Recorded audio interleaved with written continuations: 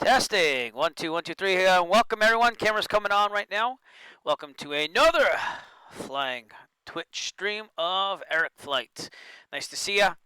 Fortunately, I made it back from flying real life because I didn't get to fly today. So we're going to do it on the simulator. And I was going to fly from Plymouth to Hartford. So let's get some music on before we do anything. And let's look at what we're dealing with here. So here we are in Sky Vector on the left here, and it's a straight shot from Plymouth, Massachusetts, my real home base, to Hartford. I'll explain why I couldn't do it today. Well, you might see some blue circles right here. Yeah, earlier today, I arrived at the airport around 12 for like a 1 o'clock departure. Take your time to put cameras in there, pre-flight, this and that. So I want to make sure I take my time with that and everything. So Jet Pilot Cinnamon's with us tonight. Should I say tonight already? Yeah, I guess I will. This evening. So thank you for showing up. But we couldn't fly in the real world today because at 1 o'clock, even though the briefing said, oh, the clouds are going to go up, it's going to be 25,000 feet, no problemo. Yeah, the ceiling was at 1,700 feet, and the pattern altitude at Plymouth is 1,150. So I could have maybe skimmed it. Not the smartest decision, but I decided, no, I'll wait. I'll wait till about 2 o'clock, see if the clouds lift like they said it was going to in the briefing. Maybe it's just taking a little longer. Well, 2 o'clock comes around, and yeah, ceiling's down to 1,600 feet. So at that point, it's no, I'm definitely not going to go up there. So then I decide, you know what? I'll wait till 3 o'clock. We'll see if we can make this happen. I could probably still make it to Hartford and back. I had the plane until 6 p.m. I booked a big block today. And yeah, 3 o'clock comes, and ceiling is still down at 1,600. And, I mean, at that point, I was even thinking, oh, maybe I'll just go to North Central because I still want to get to North Central. That's my hometown airport from back in the day. And, yeah, I couldn't do anything. So I just called it at 3. There was an instructor there with a student that was like, oh, you're using 8900 because, like, that's the plane he usually flies. And if you're not using it. So I was like, you know what? I'm fine. I'm going to call it. But you can see that I cleared up quite a bit because, of course, after I leave the airport, it's going to clear up. Plymouth is now currently clear. But you can definitely see where this weather's coming from. Even that lifted a little bit down here. Overcast at 1,800 out of Falmouth. So we're going to do this on the sim. Oh, thank you so much, Jet Pilot Sim, for subscribing. First subscriber ever, by the way. So enjoy. Awesome. Thank you so much. But yeah, we're going to do my real world flight log and everything. We're just going to do it right on the sim instead of real world. And then hopefully I'll get to do this flight soon. So I'm supposed to fly again on Wednesday, but I wasn't sure if I was going to do that or not because it is the day before Christmas Eve and it can get kind of hectic. But anyways, without further ado, let's get to this checklist. We're flying the Steam Gauge 172 here. I would have been flying the 172P today. And, okay, C-trap backlock avionics are off. Of course, I had everything on over here, so let me just turn that stuff off. All right. I was testing the 152 the other night, trying to make it work with my SciTech stuff. I got it working. Took some time, though. Avionics off, autopilot off, throttle 1/4 of an inch. Let's get all the quadrants working here. See, I have 2 quadrants. I kind of have to cycle through them at first to make them work. Mixture full lean. Brakes are set. Master on. Beacon on. All right. Fuel pump on. 1, 2, 3, 4, 5. Full lean. Pump off. Clear prop. Max a start. Here we go. Well, I'm proud it's you, because if anyone deserves that designation, Jet Pilot Cinnamon, is definitely you. Thank you for all that you do for us. All right, mixture is good. Oil pressure, it would be in the green. Yeah, it's almost in the green. Of course, if I make it go down to 1,000 where I would usually have it, it's under the green. But yeah, things got really weird today at the airport. As I was clearing out the plan of my stuff, I remember I set up the cameras and everything to film stuff. Yeah, they had like I think it might have been an engine fire. I don't think it was. They primed the 152 that I flew on Tuesday. I think they primed it a little too much because it just wasn't starting, and they went to do the ignition. And let me put it this way: it ended with a fire extinguisher. So I don't know if it was just a flare back or whatever, but it's getting pretty intense. It kind of was a sign to get out of there. So, but I did get to meet up with my old instructor and stuff and talk with him, so that was cool. All right, lights as required. Landing, taxi, nav. We'll do it all now. And pretend the nav's the ADS-B. That's what I like to turn it on now. All right, seatbelts, harnesses, flaps up. They already are up, but let's just test that button. Make sure it's working. It is. Go up. There we go. Heat vent to frost. It was rather nippy today, so put the heat on. And ATIS 135. Oh, might help to turn on the radios first, huh? Avionics on. 135.625. I'm using Microsoft Weather. I've decided to not use Rex Weather Force after going through what I did the other time. So we'll see how it goes.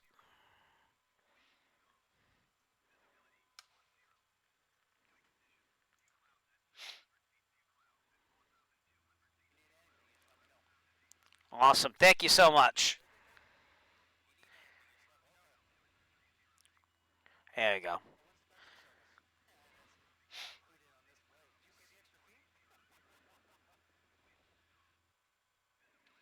All right. Calm winds. I think I'm going to take runway 6 then. Could be 2-4 is usually the calm runway, but I don't know. I feel like departing. No, maybe I should do 2-4. Yeah, we'll do 2-4 so we head right out on this thing there. We're good there. All right. Altimeter I already set. So thank you again for hosting. I don't know if I said that or not because I'm so like into the checklist right now, but I do appreciate that. Altimeter I got, transponder, alt squawk, ADSB is on with the nav lights, radio test. Oh, yeah, I am going to use VATSIM tonight too, and I'm going to do flight tracking, so let's do that right now. I already got my flight plan in there. I got to connect, and it's not the Cirrus, it's the 172, and I'm going to follow the flight plan. And we're flying in around 2:30 in the afternoon, which is what I would have flown if, weather cooperated. And it was weird because everywhere else it was like clear and stuff. It was like really weird. So, did I? Ah, good thing I showed it. That's right, because that was from the last fly-in, by the way. So let me just save that. I always like to save my flight plan before I file it, just in case something crashes or whatever. So let me refile that. All right. Thank you for catching that, Chip. See, there's a reason. It's not just watching my stream. You're here for a reason. All right, radio test. We'll do that with Boston Approach 133.00. I've delved into that many times in the real world. Boston Approach, November 489, Echo Foxtrot, radio check, please.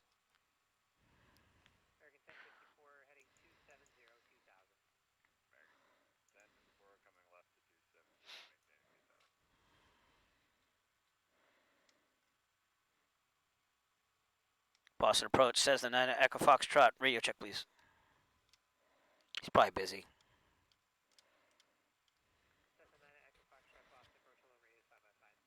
Thank you, 9 Echo Foxtrot. All right, taxi light is required. I got everything else on. We're good. We're going to do a run-up and everything. We're going to do it just like I would have done in the real world, hopefully with a little more seriousness. But feel free to use chat commands. Can't hear it at all.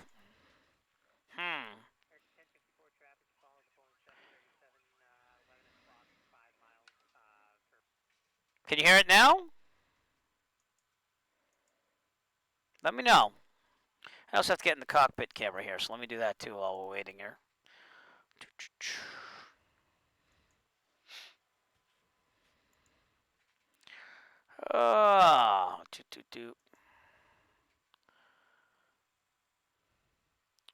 Well, let me know if you can hear as I go out here. So, all right, parking brake should already be off, but just in case. No, it was already off. Yep. All right, here we go. And going to 2-4. So. All right. Well, I'll check with you. I'll let you know when he's talking. We'll go from there because I can hear him through my headset, and it should be going through. Oh, you know what it is? There you go. Yeah, I didn't have desktop audio on. See? All right. There is a command for that, and it doesn't cost anything, by the way. But it's all with those commands lately, only because I took time to program them. But thank you for letting me know. Awesome. All right. In the real world, this is Echo, and there's no sign in the middle of it. So we're going to slow down here. We'll look to our left. Clear on the left. We'll look to our right. Flight should be about almost an hour, not that hard getting out there. I don't know if I'm going to do the return or not. We have to see what's going on at that point, but we're at least going to make it out to Hartford, so. All right, 122.8 should be the CTAF, which I should be on. And 2-year-old is on board. Hello, Maddie. How's it going? Good. How's it going? Don't touch anything. That's my only rule, okay? Plymouth traffic, Cessna Echo Foxtrot crossing runway 246 at Echo Plymouth. I love you.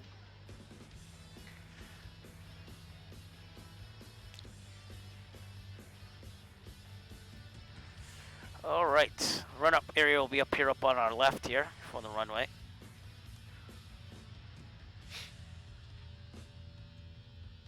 All right, excuse me? What's the matter? I can't come up because I'm flying a plane right now, okay, dear? I'm sorry. No, not right now because I'm flying the plane, okay? All right. Hey, Nick, how's it going?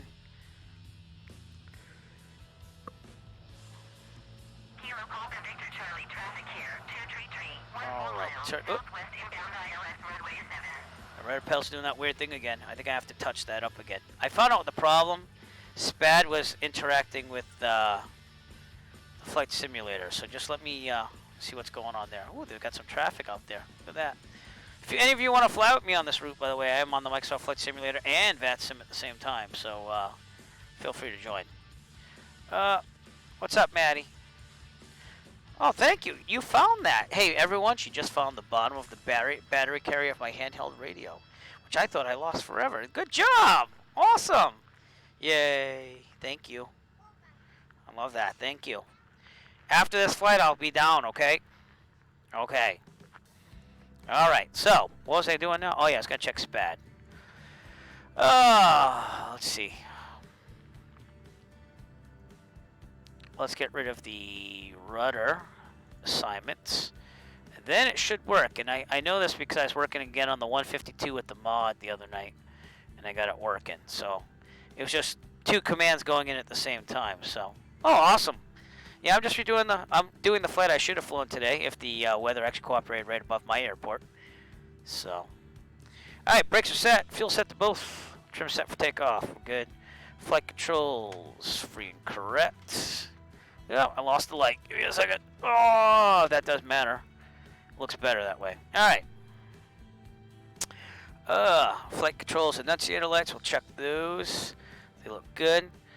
Instruments. Turn quainters in the middle. No flag. Heading should be about 2. A little off 2-1. Yep. All right. Vertical speed looks good. Altimeter looks good because it should be 150. Horizon looks good. Airspeed is good. Mixture of best power. We're going to 1800. Just over Plymouth. There was literally just a cloud layer over Plymouth. Everywhere else it was pretty good.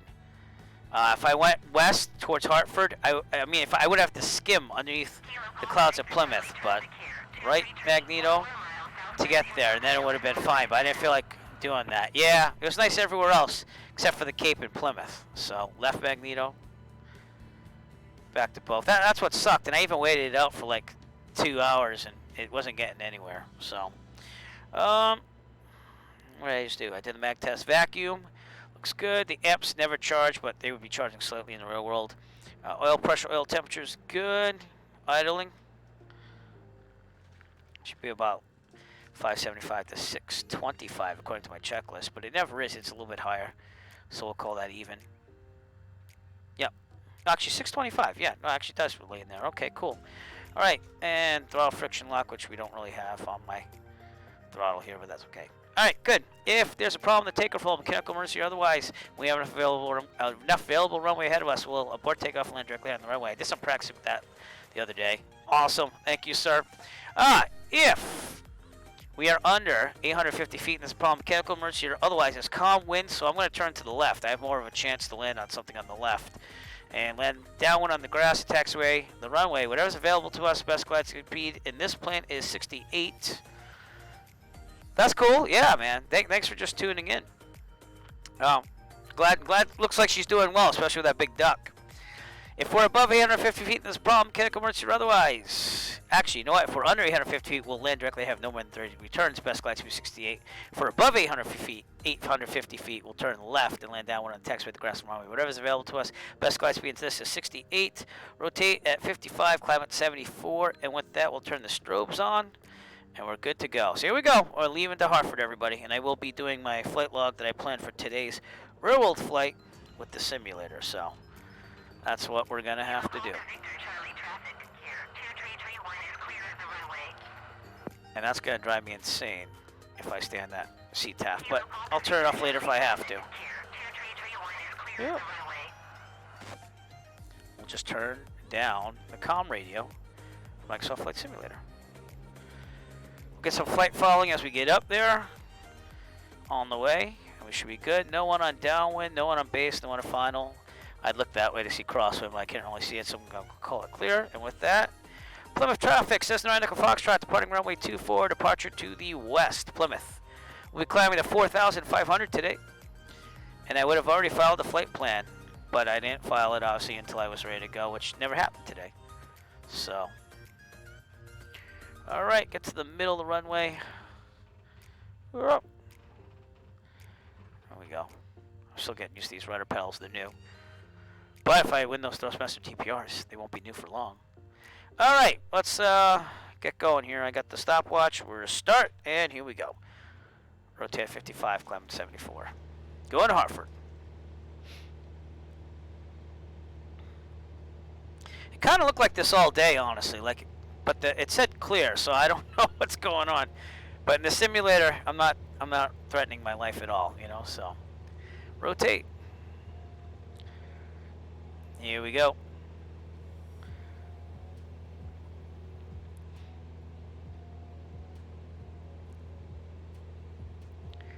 There we go. I mean, it stinks to set up the whole plan because I take my time with it, getting the cameras and taking videos and stuff, just to not do things. But you do what you have to do, you know? Okay, I need some lights here. Just to brighten things up a little bit. There we go. Very good. Alright, let's get the GPS and make sure it's working. Oh, crap. It's not working yet. There we go.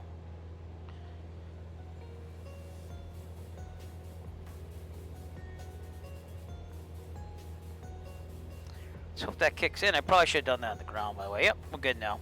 Alright. Hopefully good.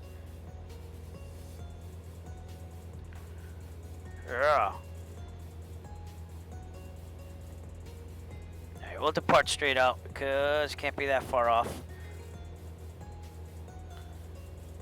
Oh, you know what? I forgot to put the GPS out program on, so we'll do that now. The screen might flash, so just give it a second. There we go. Alright, should start getting data any second.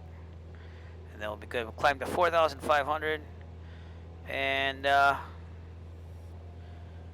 we will take a turn to the right to get on course. First airport that we're going to use as a checkpoint will be Taunton, which we're due west of us. So, but looking pretty good, clear on the right. So we'll just keep going straight out and turn to the right to get on course. Bearing should be about 279er. What I calculate for on the flight log though? That's the wrong one.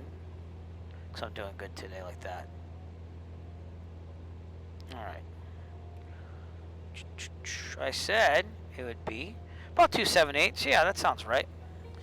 Looks like I calculated that correctly. We should be at Taunton at a maximum of 13 minutes, probably less than that, because I calculate my time of climb in there too. So, but if we climb at 80, I'm happy. I'm gonna trim this up just slightly. Yep, my trim wheel was all messed up. There we go. We're good now, though, right? Better be. Oh no, we're not. All right, I'll use the thumb trim. It's fine. Yeah. Well, that's weird. You know, nothing ever works the right way. Come on, trim up.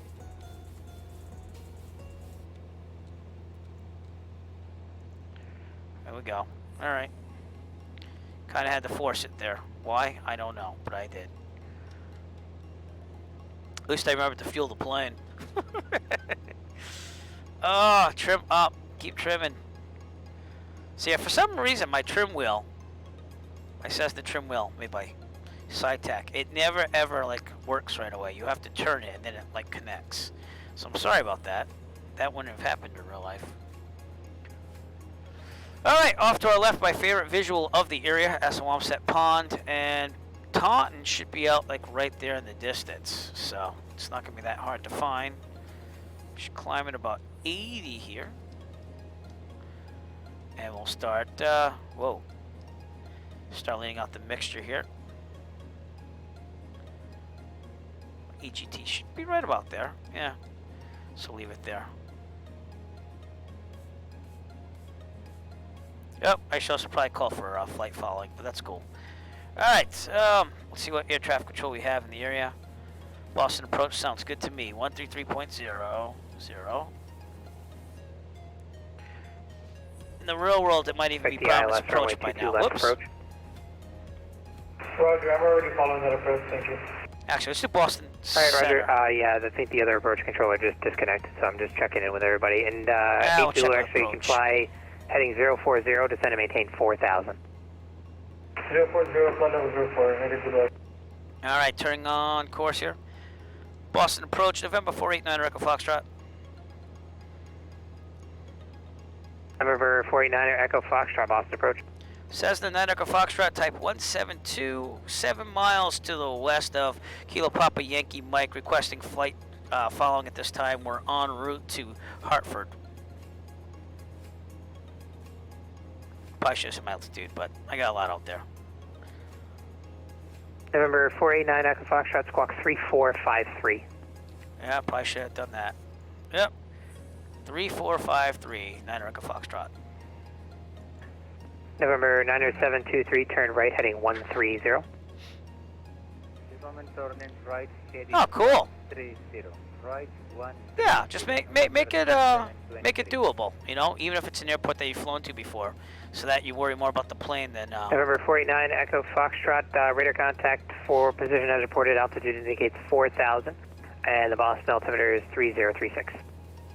Roger, 9 Echo Foxtrot. Oh, wrong way. All right.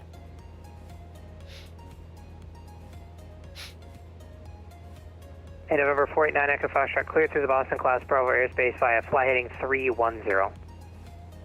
310 for 9 Echo Foxtrot. Just to be clear, we're going to Kilo Hotel Foxtrot Delta, which is west, and not through Class Bravo, 9 Echo Foxtrot. All right, Roger. I just wanted to be safe just in case you were going to go that way. Okay, so then you remain clear of the Boston Class Bravo airspace. VFR altitude is your discretion. Proceed on course. Roger, proceed on course. And VFR at my discretion, 9 Echo Foxtrot.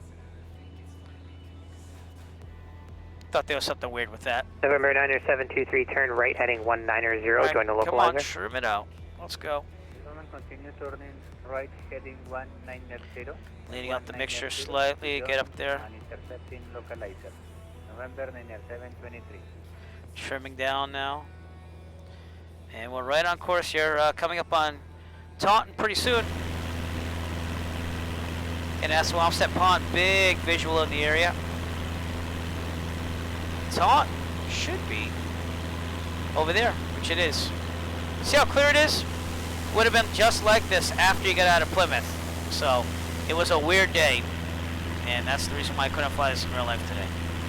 So in parallel of Taunton, we'll take a time check, and then we'll go from there. So is my trim wheel working now? Nope, not yet. Oh, so aggravating. It's all right. We use the thumb trim. Just do it that way. Number 90723, Boston approach, 5 miles from Vocus, maintain 2,000 until established on the localizer, cleared ILS, turn 822 left 500 approach. RPMs. Okay, Roger. They sound pretty loud on audio here on air traffic control, so I'm going to turn them down a little bit. Approach. We will report on the 723. November 90723, no need to report that, sir.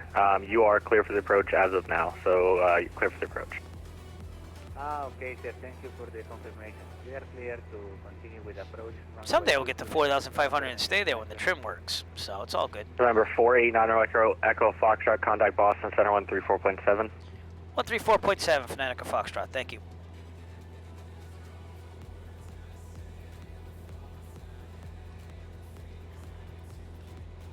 Boston Center, Cessna Echo Foxtrot with you at 4,700.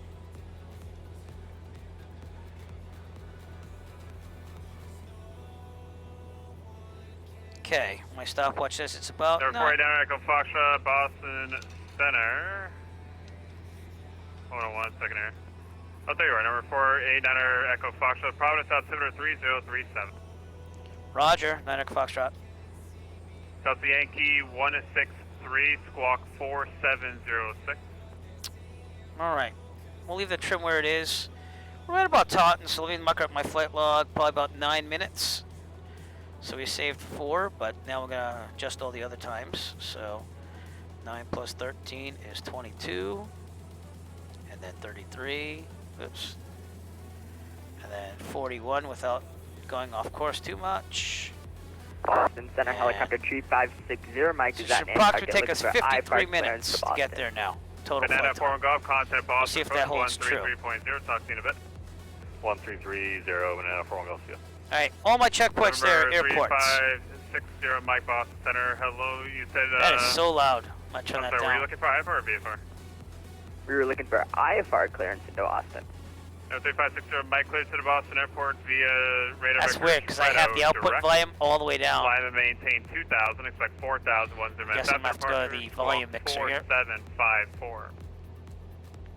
Just turning it down just a little bit on Alright, V-Pilot. 3560, Mike is cleared to Boston via There radar we vectors go. Fredo, then direct, maintain 2,000, Lot expect better. 4,000, Alright. 10 minutes after. Departure with you, 4754, helicopter 2560. We'll be over 3560, Mike, read back correct, advisory to taxi. Class Charlie for Providence there you once I want- trim you up actually again. want to depart from the ramp or do you want to Providence go is out on in the runway? distance there. Oh, we'll do a runway departure. And like I said, my Alright, let me know when checkpoint, you're my next ready. one is Kilo Taxi Sierra runway Foxtrot 24, Zulu then North check Central out State 3036. Airport. So, Alright, 243036 for helicopter 60. yeah, sounds good. Is that the glass panel one? The G1000?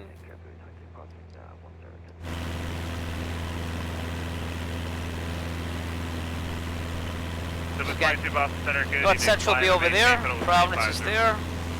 And we just passed Taunton, which is right there. Boston So, Center, November 627 Tango is ready to taxi for runway 24. Delta 3996, contact Boston, approach 133.0. yeah, awesome. Boston Center, not Boston, approaching 133. I was going to hit Hartford today because it's like further Take care. west, and I'm just trying to hit more and more west as I go here, and as the funds allow. But I'm didn't fly for 3 weeks, so I have funds to burn a little bit. So I guess we'll have to do Hartford again. Boston Center, November 627 Tango, I and did then wanna- ready to taxi runway 24. I did want to do it in the 172. So I gotta turn this down. Oh my lord! Over to 24, Charlie Echo will cross runway 25, 67 Tango. Cross 115. Just 15, very loud. sorry, thank you, 67 Tango. I don't know if that's working. Oh, it is. 40, contact Boston, approach 133.0. Wow, I can't believe how loud that is. 33.0, FedEx 140, happy, we'll see you. Yeah. Boston Center, JetBlue 1073, coming at a 9 for 14. So again, we'll fly over Providence. I love flying over Providence in the real world. Another reason why I picked this route for today's flight that I didn't get to fly. Kind of stinks when that happens, but gotta be safe. And yeah, it says my bearing's about 277. So it's right in that ballpark of what I planned for the winds aloft and everything. And we'll see if I get there around the same time as I calculated, which I think we will. Cool. I'm supposed to go up on Wednesday, but again, it's the 23rd. And, I mean, I've got it booked and ready to go for after I get out of school that day. That's my last day of teaching before the winter break. And I was going to go up and just do a quick 3 hours and go somewhere. Probably not Hartford, but maybe I'll do North Central if I am going to fly that day. It depends on how busy we are with the holidays by that point. So, yeah. I mean, I was going to almost just do the pattern today in the 172P. But I was like, I've kind of already done that, you know, for a while. I want to like save the money and go places. So, but again, I got to talk to my instructor. I got to talk to Dave, the instructor there too. We had a good conversation about things. And, you know, it was still it's a joy to go to the airport some days and just relax. Not that I get to do that a lot, because especially in times of COVID. But seeing I was waiting around, it wasn't a bad thing. And even one of the newer instructors there was like, I can't believe the weather today. Like, everything else is beautiful, clear, or it's going to be broken at like 20,000. And then literally Plymouth was overcast at 1700 and then overcast at 1600 just to slap us in the face around 2 p.m. You know, I mean, it was ridiculous. There's nothing you can do about weather. Boston Center, good evening. Southwest 1223 on the ground at Providence, clearance to Baltimore.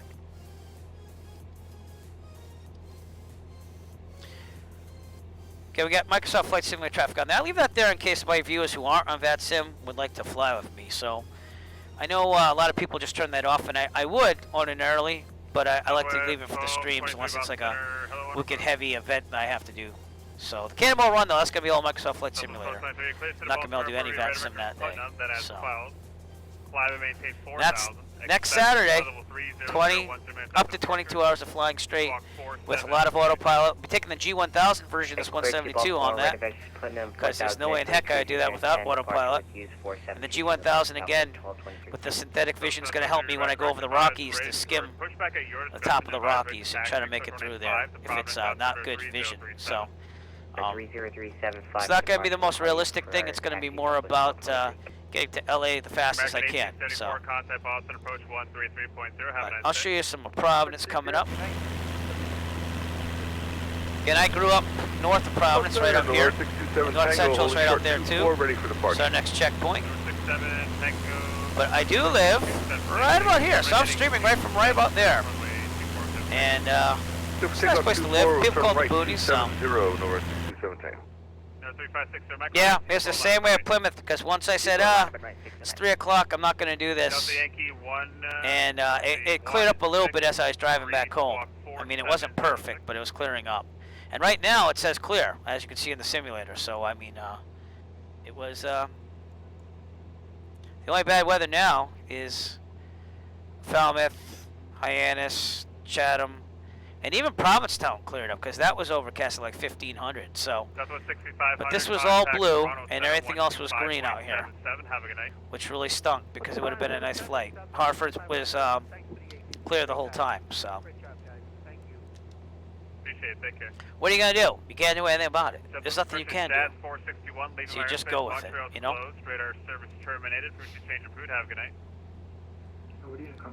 But you just say to yourself, "Hey, I saved some money and can go on a longer flight later on," I guess. Good evening, Shamrock 137, with you, flight level 342.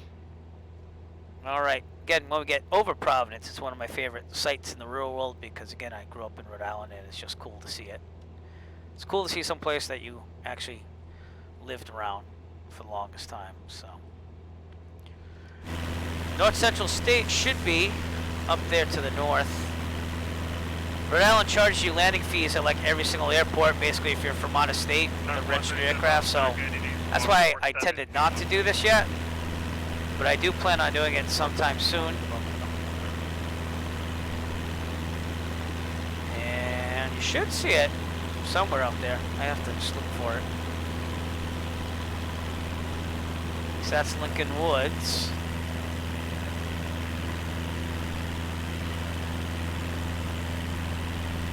Well, I'll compare it with the GPS, but it is north of us, almost. I also said, oh, there it is. It's right there. You can't miss it now. So, yep, that's what it looks like. Then TF Green to our left. That's the old airport I used to take off for on vacations and stuff. 500 miles east of AJ, maintain federal 340 for now.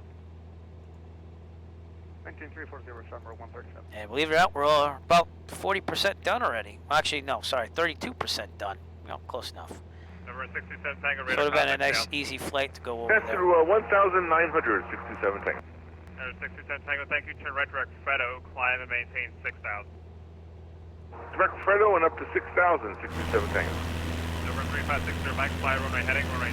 Downtown Providence is right over here. Runway heading 24, good to make out.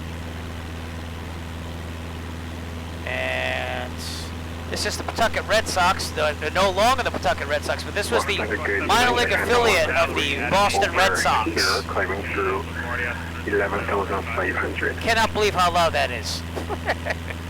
Sorry, I think I blocked it there. November 617 Mike, there across Valerie, add and maintain. My old neighborhood's over here. There's North Central, so. Valerie at 6,000, that's Mike here. There's downtown, I'm sorry. So you have the mall over here, the train station, State House, and the Dunkin' Donuts Center, which has the Providence Bruins, which is the minor league team of the Boston Bruins. TF Green in the distance out there. So, yeah. Runway, let's see, runway 5, taxi Tango Mike. If this trim could ever just stay where it is, it'd be awesome. The weather was just annoying around here. So, but the weather, I think it's supposed to get bad tomorrow, and then it's supposed to clear up, right? I mean, I just looked at today's briefing, and I did like 4 different briefings over time just to see if the clouds would ever go up. 137 descend via They said that around 5 o'clock they were going to go up, and runway of course 2 now left, they did because the off simulator is clear. 3037. So I don't know. Okay, flight time almost 20 minutes. What did I calculate now? Said 22. Yeah, so that's going to be about right for North Central. Again, when we're parallel of North Central, that's when we'll call it. Maybe not the best visual. Well, actually, that's not that bad for visual because I knew it was going to be clear today if I did go. But would the plane ever just trim out correctly, please? But yep, my old neighborhood's here. That's where I grew up, right in that neighborhood. Always a pleasant sight to see. This is Lincoln Woods Park. It's a state park. I used to swim here as a kid. Not the cleanest thing, but I think you can see it right there. Yeah, there's the beach. And you can actually swim in the pond. So, not the cleanest thing because it is a freshwater pond, but. And downtown's always cool to see. I used to gig down here my musician days, like gigging out and stuff. 3560 Mike, radar So. contact the altitude. Coming up on 1060 Mike. Number 60 Mike, thank you. Direct Fredo, All right. maintain 4000. Direct Fredo, climb maintain 4060 Mike.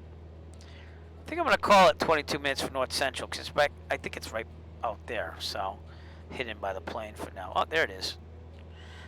Yeah, we'll call it 22. That's fine.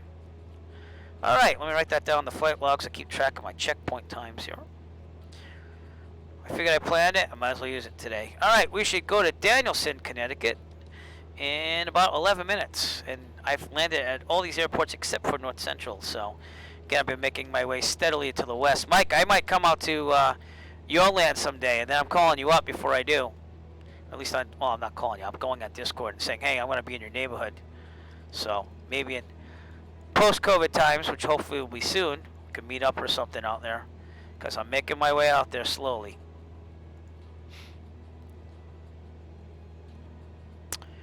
But all right, Danielson, Connecticut. This is the airport. I'm actually working on this video now. I've been working on it for a while. Just haven't had time. And they have a lot of skydiving there and gliders, which I have in that video. So I don't know what you mean by where Bedford. I was talking about Plymouth before. Are you skydiving and gliders at Danielson, Connecticut. Kilo, Lima, Zulu, Delta. So you have to be careful when you go in there because gliders have the right of way, saying that they're slower. 2,250 knots to Candy altimeter 3037.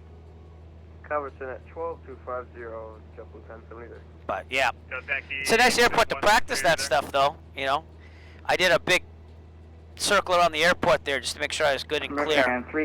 But it's non-stop jumping over there during certain hours. Like the plane comes down, goes up, drops them off, comes right down, picks up more up. It's like amazing. It's just a big circuit. So yeah, I was talking about Mike. Yep. No, I'll definitely get to Bedford someday. Remember, we got some plans here for Block Island. Like I said, you come to Plymouth, we'll take my plane that is able to go there for insurance purposes, and we'll go to Block Island. In fact, I was talking about that today, about my flight to Block Island with one of the instructors at the school. So I even have the life vest for both of us, by the way, Nick, so we're good. Flotation devices are a go. So not that we plan on using them, but I have one for you and one for me, so we'll make it happen. Over to our left is another visual of the area. Situate Reservoir over here on our left. And if you really want to call it, I believe this is the Johnston landfill.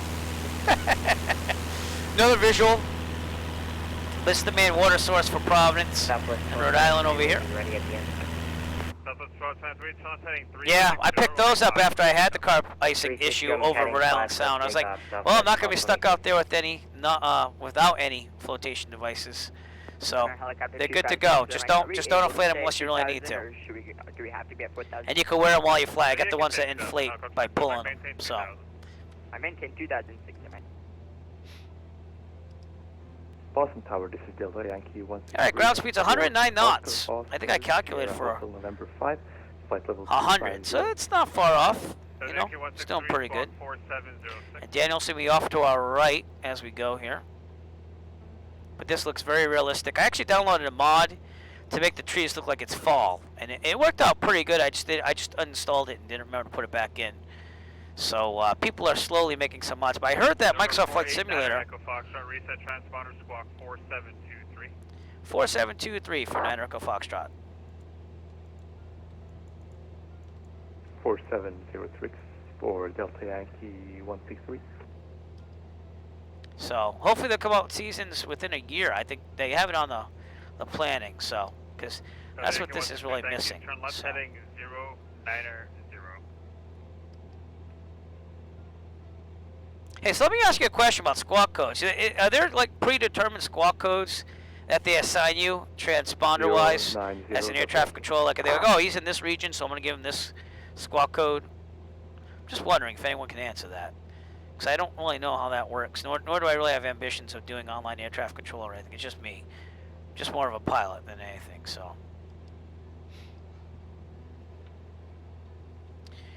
Oh yeah, I also want to check out my VOR work here. So let's see, Hartford's going to be on the 334 radio from the Hartford VOR. So let's get that ready to go, 114.9. Canada 5, Lima, Boston Center, good evening, climb and maintain. It's on nav, good there, 334. Stuff I like to do when I fly in real life too. Keep those skills going. That won't do anything yet. But when we see that twitch, then we know to check out the ID and go from there. So. Alright, I got 25 minutes total flight time. We have about 8 more minutes or so for Danielson. It's going to be all good. But yeah, it's very scenic up here. You know, you got your city, you got some rural areas out here. When you get to Connecticut, it gets more rural, you know. But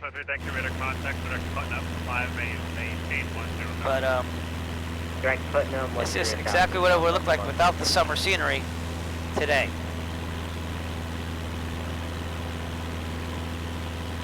Those clouds look a little lower than what they forecasted too, to be honest. They're not going to bug us, but...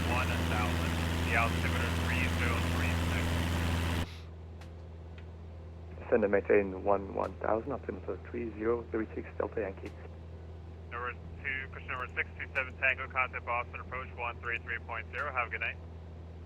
1330, 627 Tango, thanks, good night. Getting used to this Twitch dashboard. I've never used it before because I was using Restream before, so. Boston Center, November 409 Kilo Whiskey, and 9 miles north of Carmel VOR at flight level 230. Number 409 Kilo Whiskey, Boston Center, good evening, squawk 4734. 4734. Trimmed out pretty good now. Let's hope that stays.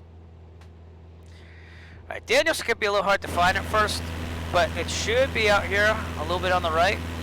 I usually look for the actual city first, in the middle of trees, and then look for the airport. So, actually, it's going to be more straight ahead. It's probably out here. We'll give it a good look. Let's look at our map here. Show you where we are. So, coming up on the outskirts of Danielson, right there. That's why we're about halfway, right? Something like that. Hartford is over here. Someday I want to go to Bradley International. I want to go to Bradley International so that way I can go to the New England Air Museum, which is out there. It'd be a cool place to go. But again, that has to be in non-COVID times. Southwest 1223, climb and maintain below 300. 300, Southwest 1223. Delta 2437, radar contact over Kennedy. Cannot believe that's that loud. I don't know. I don't get it. I just feel like the ATC is very loud tonight. See what happens if I turn it down more. It's just really strong. Alright, clear to National VSD number 4. There we go. Calverton Alright, we'll leave it there for now. If you can't hear the ATC, let me know though.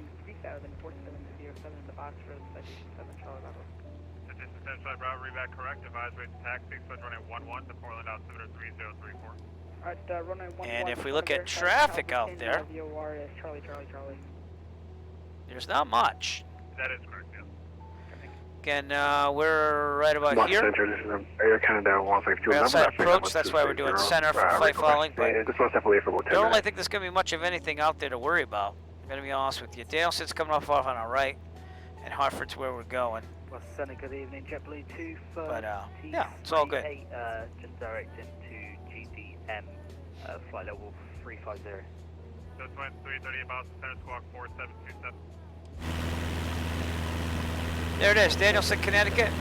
There's a school right outside that runway, so that's another way to get on visual there. School. Once we're parallel with that, we'll get a time check. But we might be moving just a little faster than what I calculated, which isn't bad. It's in the ballpark let's still. See.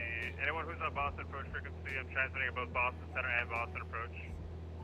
Actually, looks like he's back, but disregard.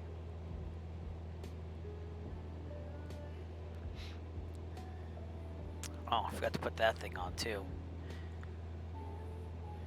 We don't need the YouTube anymore because we're not streaming there, so we're going to leave it right there. And hopefully it stays like that now, because it wasn't doing that Did you before. have a request? Yeah, I'll just let you know. Cool sights out here is you can see Foxwoods in the south a little bit on a clear day. It's a nice little visual to see. 400 miles west of, or actually, let's see here, 700 miles west of J-Fund. Descend via the J-Fund to, actually, never mind. And the Garner. Let me restart. And our next checkpoint after Danielson will be Wyndham, Connecticut, another airport I've landed at in real life. That's a good airport, Dick, if you want to have another longer flight. Wyndham, Kilo, India, Juliet, Delta. Very, very GA friendly. And there's a cafe down the road. I haven't gone to it yet. I was going to bring my e-bike, put it in the back, and get some takeout that day, but I never got the ambition to put the bike in the back of the plane, so. But someday, we will. We will make it so, that's right. Left turn, inbound for... So corny, I know, but I have to use it. I made it. Alright, Danielson should be right off our right wing. It is. Time check, 31-minute total flight time. So write that down in our flight log, but we look like we're pretty established. Going a little faster, which makes sense because I said 100 when I did my planning. It's 109 or so right now. So just update the times and everything is looking pretty good. So we might be able to fly back tonight, let's put it that way, which is good because I wanted to go to and back if I can. So. Alright, what happened to my music? Oh, it's just that low, so. Alright, go to another song then. Can't hear that one either. I have to do some normalizing these songs. Contact New York Center 125.32. Good night. 1532. Sorry about that. We'll see you. Number 617 Mike Sierra. Contact New York Center 125.32. Good night. 2532. We'll see you. There we go. Boston Center, American 2723 with you, flight level 370. We disconnected a while ago, reconnecting for arrival. American 2723 Boston Center, squawk 4711. Alright, so like I said, Wyndham Airport, which I think it's off my left coming up. Yep, coming up off my left there. Willimantic, Connecticut is the city or town around there. I can't remember if it's a town or a city. I think it's a town. That'll be coming up off the distance. In fact, that might be Willimantic right down there. And the airport should be right near a dam. It's dammed up, so we'll have to see. Number 489 Echo Foxtrot, expect runway 2 at Hartford. Roger, expecting 2, 9 Echo Foxtrot. Delta 2437, clear direct to Roebuck. Direct to Roebuck, Delta 2437. Runway 2 it is. Kilo Whiskey, turn right heading 180 to 17 4000. Right 180 down to 4000, 409 Kilo Whiskey. 409 Kilo Whiskey, expect the visual approach 186. Visual runway 6. Alright, so making our way there. Wyndham's our last checkpoint, and then it's Hartford. So. And you can see Wyndham right there in the distance, so it's a good day to pick these. Well, more than, some of them like 20 nautical miles, some of them like 15 checkpoints. Usually you try to do 10, but I felt pretty good about the area because I was... I'm very used to the airports here now that I've flown out to Connecticut a bunch of times, so.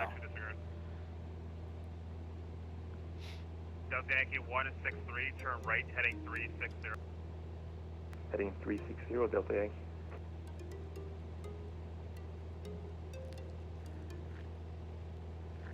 But that was a nice airport. Again, COVID's ruining a lot of everything with visiting and doing things. But to actually say, hey, I flew there, it just gives you more confidence to keep going further out. So Hartford would have been the second furthest west I've been. Actually, no, it would have been the furthest by just a little bit west, because I went to Chester, Connecticut in August. So Hartford would have been just a little bit more west.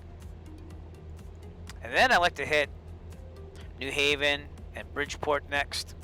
So that's the goal. Just take it one airport at a time, keep pushing west. And Mike, if you're still on here, and you might not be, but if you are, if I do plan to do out to your airport, maybe we can make a little event of it and just kind of like do the skyline together. And that way I feel better about doing it, seeing that you have all the ratings and stuff. So, but I'll let you know. I'll let you know if that happens. That would hopefully be after COVID too, because I don't want to put any passengers in the plane right now. It's just exploding too much out there to have any passengers, so I'm not taking up anybody for a little while. But hopefully I'm getting the vaccine somewhere between February and April, because they're letting teachers in Massachusetts. That's when they said we're getting it. So we'll see what happens. We're still going to wear masks after that. I'll be returning to go in school instruction after that too, once I get the full course of vaccine. So that'll be good, because I kind of miss going and seeing my students for real. Wyndham's an awesome airport, because again, they have this thing there. There's lots of parking. There's a little 50s type cafe takeout there. I don't know if it's still open now that COVID's here, but you know, it's a nice little airport to fly into. That's what I'm saying. It's pretty easy to fly into also. Danielson was a little bit more hard because of the gliders and stuff. Crossing 10,000, climbing 1 for 1,000. American 1524 Boston Center, climb and maintain total 360. Excuse me. Maintain 360, American 1524.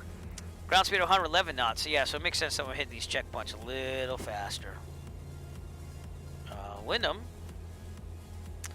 should be at a total of 39 minutes. We should be there at 3 minutes, excuse me. 3 minutes, hopefully. And it looks like that's going to be kind of holding true, because we're kind of close to it already, so.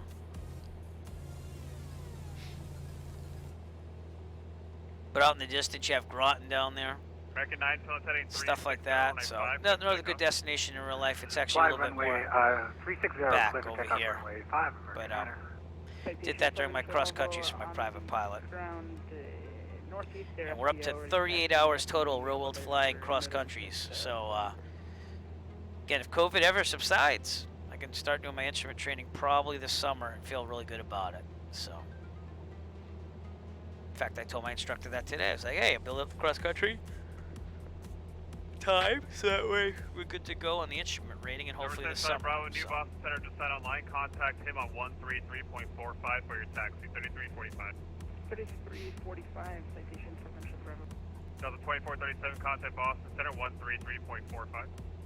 33.45 for Delta 2437. Alright, we're only 12 minutes out. I'm expecting runway 2, and Boston Center will probably give me left 150 down to clearance into 3000 the towards Express your Class 9 Delta airspace around Hartford. So. Contact Boston Center 133.45. 133.45, American 1524, so long.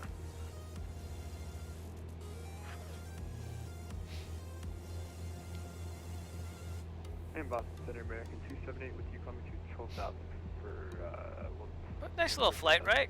Going to Hartford from Plymouth. 278 Boston Center, hello. Clouds are cooperating. It's good. On the way back, we'll be doing this at 5,500, hopefully. So I'm going to see what the weather's like out there and go from American 9 radar contact. I think we're going to be able to do it. That's in 1,000 for 4. American 9, thank you. Direct Putnam, climb and maintain 10,000. Direct Putnam, climb, maintain 10,000. Alright, if you notice, I also have my ILS there, so let's get a little check on that. I'm going to dial it in and make sure I can hear Morse code to identify it. 362. Zeppelin 2338, contact Boston approach 133.0. 133, Boston approach, JetBlue 2348, bye-bye. That is indeed the identifier. Cleveland closed, radar service good there. Change of route, have a good flight. And just have that as backup, so that way Hartford can line up on that on the 334 radio from the Hartford VOR. The reports are 9 kilo whiskey, heading 070. Left 070 for 09 Kilo Whiskey. American 2723 descend via the J Fund and 2 There you go. That was Wyndham, and we'll call it at 38 minutes or so. And that's our via last the checkpoint J-Fund 2 before transition, American Hartford. So if we 2723. did that, we'd be there in about 12 minutes, maybe even like 11 or 10, because the ground speed's a little quicker than what I calculated. But look at that. It's a nice little place there. So I'm going to go back to that airport and spend some time Boston there. Center, November 409 Kilo Whiskey has appealed in sight. Airport now, Kilo 6 visual approach 186. All right, so the first Clear part of visual this runway flight will 6, be 409 over, Kilo Whiskey. I'd say in about 20 minutes or so.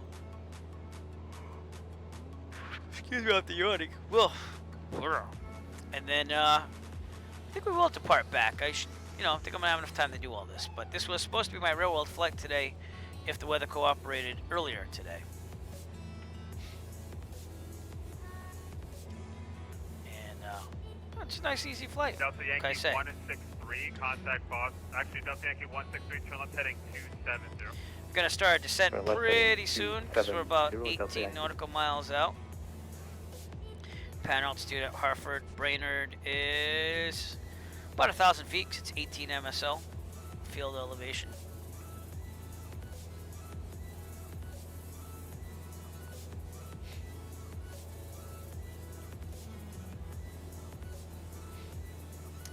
But good times. Better than waiting at an airport for hours trying to see if we can actually do the flight. So.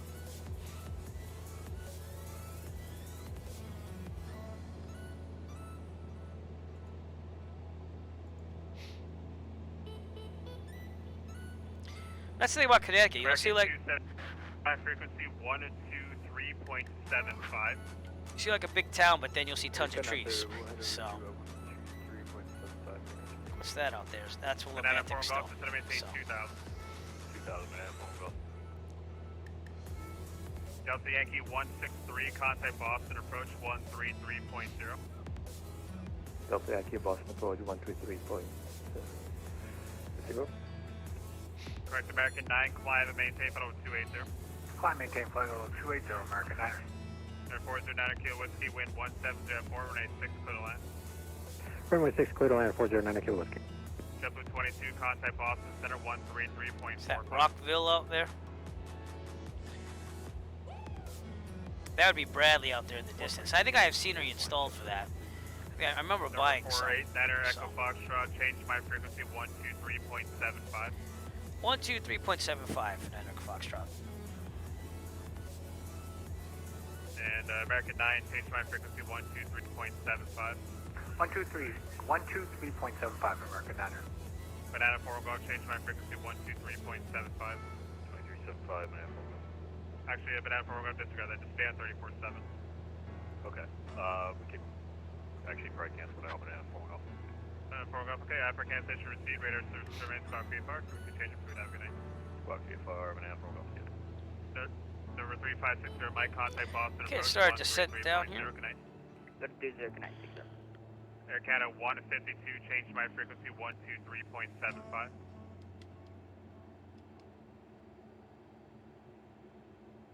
Air Canada 152, change my frequency 123.75. Descending 10,000 feet. Air Madeline 563, Boston Center, continue as planned. Yeah, we're gonna turn that all the way down so I don't have to hear that. I'm gonna stay with VAT Sim on that one. And we're making a cruising descent down right now for Hartford. 123.75. I will have to ask to make sure I'm clear on Delta if he doesn't get back to me. 123.75. Sounds a little busy, so let's keep an eye on that. And we should be good. Niner Echo Foxtrot, enter right base, runway 2. Right base, runway 2, Niner Echo Foxtrot. So there you go, I'm cleared now. And we're gonna swing down a little bit more south. But the thing that's tricky that I read is that they have a closed airport on the eastern side of the Connecticut River. And the airport's on the western side, and they're literally like right next to each other. The Pratt Whitney, I guess factory, plant, something like that, is on one side. And maybe they had an airport there at one time. I know that you can still see remnants of it, but it's all closed down now, so. And maybe I can actually show you that while we're doing this cruising descent here, so.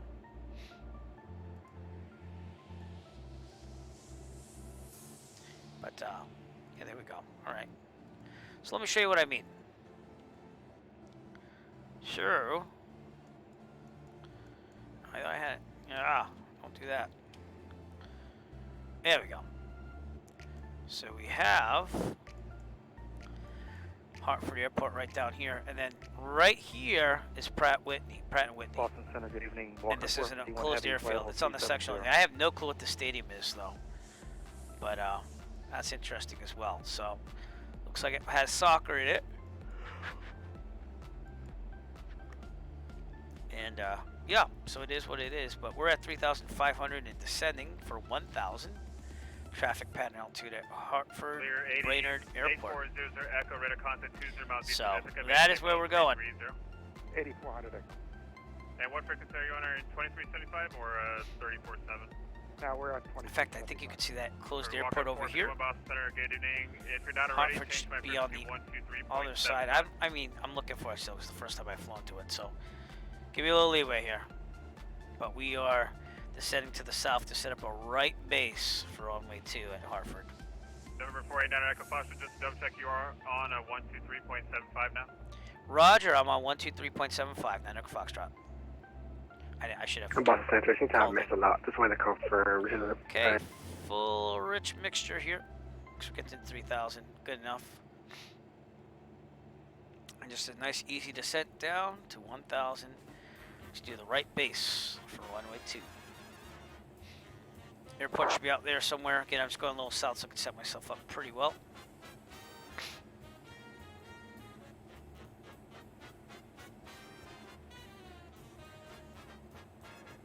Lear's at 8400 Echo, what's your Mach number? 8400 Echo's at Mach 0.71.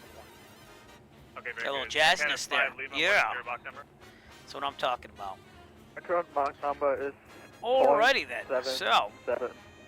Yeah, Canada 5. with that, okay, let's do a little entertainment here. And you could call these corny, but I like them. I like them a lot. And I worked very hard on them, so I'm going to use them. So, let's check out these chat commands. Oh yeah, we could do stick landing. So we'll do that command as we get closer on final here for Hartford. But also includes a real world video of me landing at New Bedford. So it's a little cool thing I set up. And again, Hartford will be off the right there. In fact, that might be it right there now that I'm looking at it. Let's compare, shall we? Let's look at what it looks like on Google Maps. And indeed, it has a little pond underneath it. So yes, that would be the airport right there. And we're going to hit on a right base for runway 2. Very good.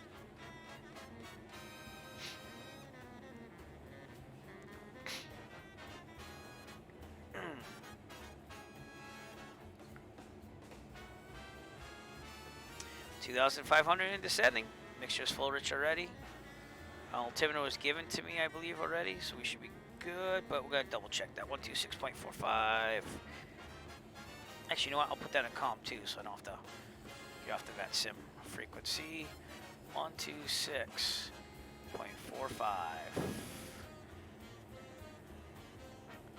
And we'll just monitor it. I can use my SciTech panel, but then I have to switch all this stuff, so I just want to do it here instead.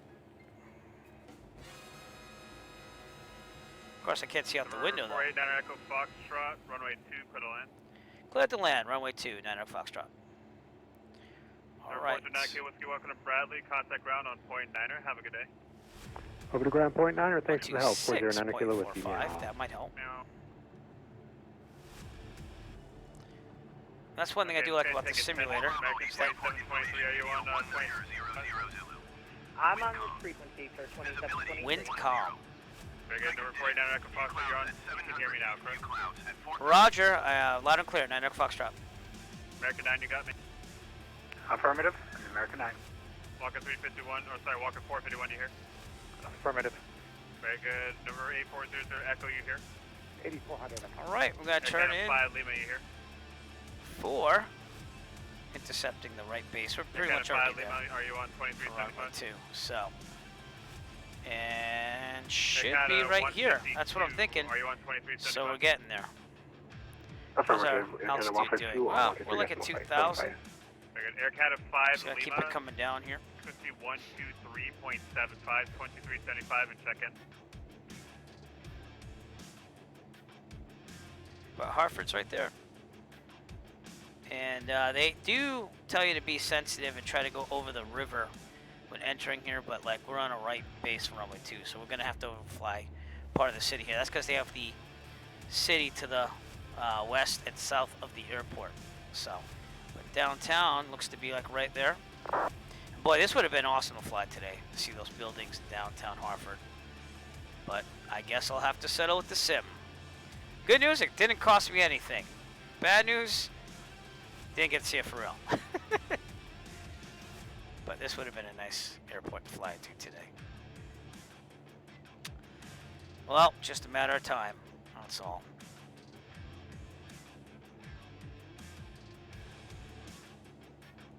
Okay, keep this thing descending, but there we go, runway 2 right there. Canada 5 Lima now on 123, And what we'll do a full stop, we'll go park and get things ready and situated here for our return trip. And then we'll return back to Plymouth.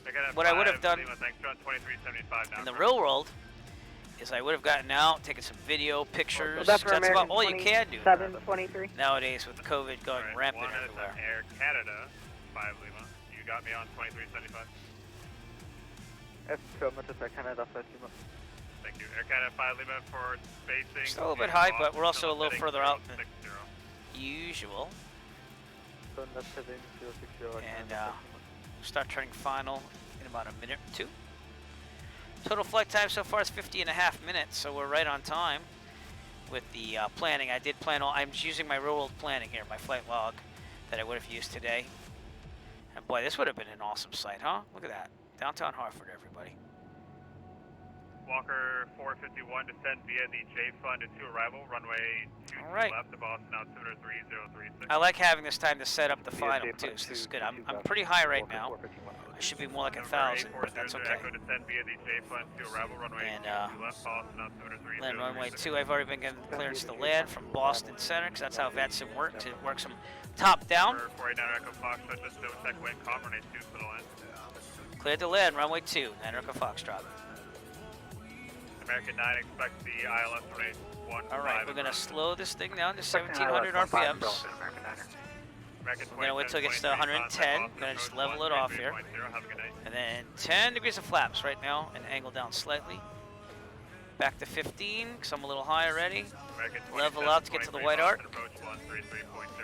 20 degrees. And throttle all the way out because I am very high. And we'll put the last 10 degrees of flaps in as we get closer. But we're going to be fine. And I got my airport diagram almost ready to go. I had it pointed to Bedford for some reason. Hartford, here we go. They actually have a field strip runway here. It's not open right now. It's only open seasonally. But that's kind of cool, you know. And they have a heliport, but that's actually closed right now with the NOTAMs. And this runway is just the short one. It's 1429. 1429, yeah. No, 1129. I thought something was weird with that. All right, we're gonna level out a little bit, 10 full flaps basically, and get down to 65 knots. But notice it's just a nice, easy little float into this airport. Takes we were rather high coming in, but look at that. That would have been awesome scenery. Too bad I didn't have a passenger with me. They could be taking pictures while I land. But again, not taking any passengers due to COVID lately. I'm lucky just to be able to fly and have my wife understand that it's okay. She's a trooper. I owe her a lot, so. All right, I've had no throttle in for a while now, but we're just gliding right in. So if anything, it's gliding practice. And a little bit of throttle, but not much. All right, pull it out now. Can you confirm that I Look at that, gliding all the way in here. All right, we're a little fast, not much though. There we go. can you confirm that I have the G-Pound to arrive via the pawn transition? That is correct, yes. Clearing. And good, nice landing. Flaps up. Yeah, okay, thank you. I just wanted to confirm my setting for the aerodynamic braking. We'll go all the way to hotel. American 9 descend at pass discretion, maintain. So I don't think I'm going to make this one. Oh, maybe I will. Well, I fooled myself. We're going to turn off here on discretion down at 11,000, American 9. what I thought was Delta, but obviously not. Actually, it is Delta. It's just a little bit off from the airport diagram GPS. All right, let's clear the runway. And then we'll use Boston Center as ground once I get here. So we're clear. Checklist. Where are you? Flaps up. Just double check that they are. Good. Strobes off. Very good. Landing light's going to stay on. All that stuff's going to stay on. My trim should be on takeoff here. Right about there. And with that, Boston Center, Cessna Echo Foxtrot, clear of runway 2 at Hartford, requesting taxi to transient parking. 489 Echo Foxtrot, thanks, welcome to Hartford, taxi to ramp via Alpha, have a good day. Roger, to the ramp via Alpha, 9 Echo Foxtrot.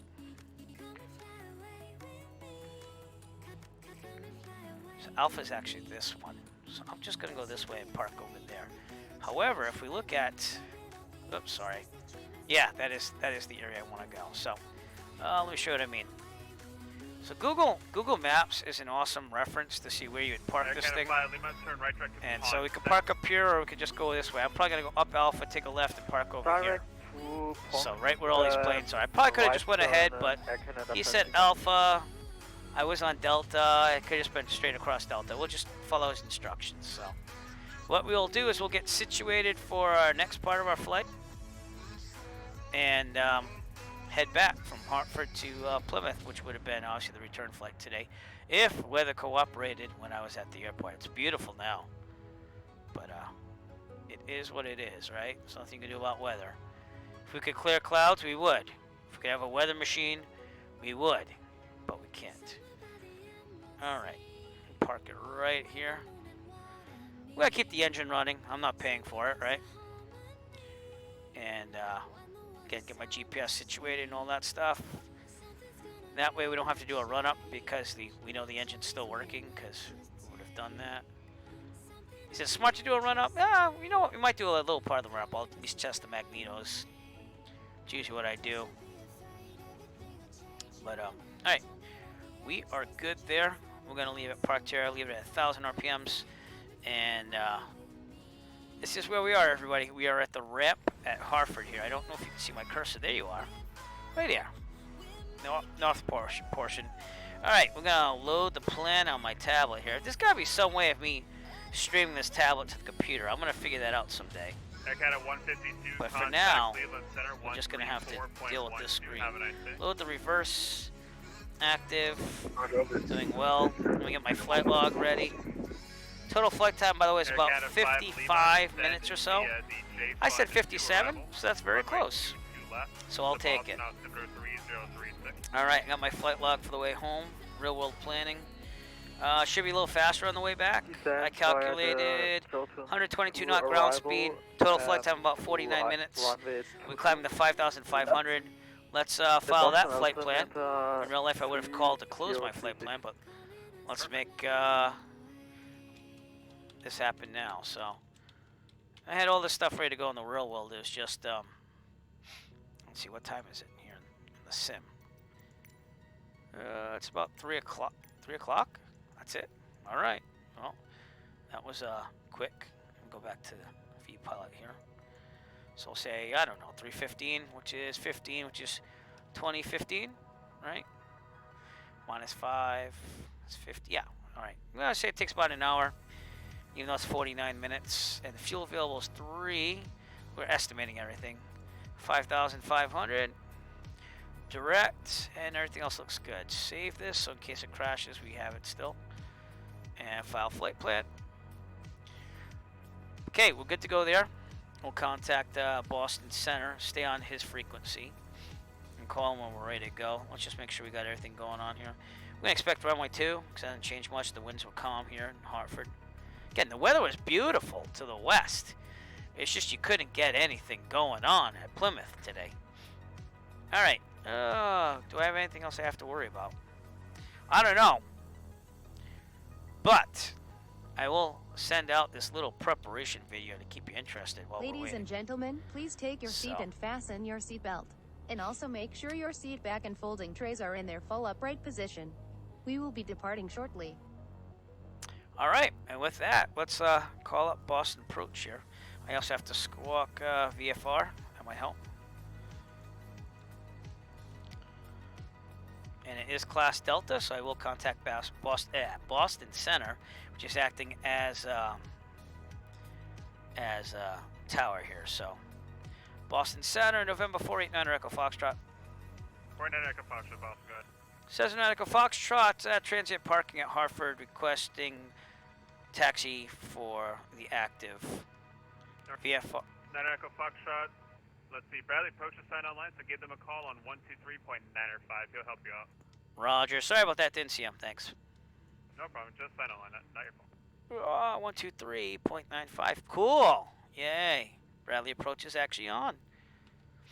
Cool. All right. I'm also gonna have the. And I might not do flight following on the way back. I'm deciding that now. But let's at least get Bradley approach to get me out of here. So, Bradley approach, November 489 Echo Foxtrot.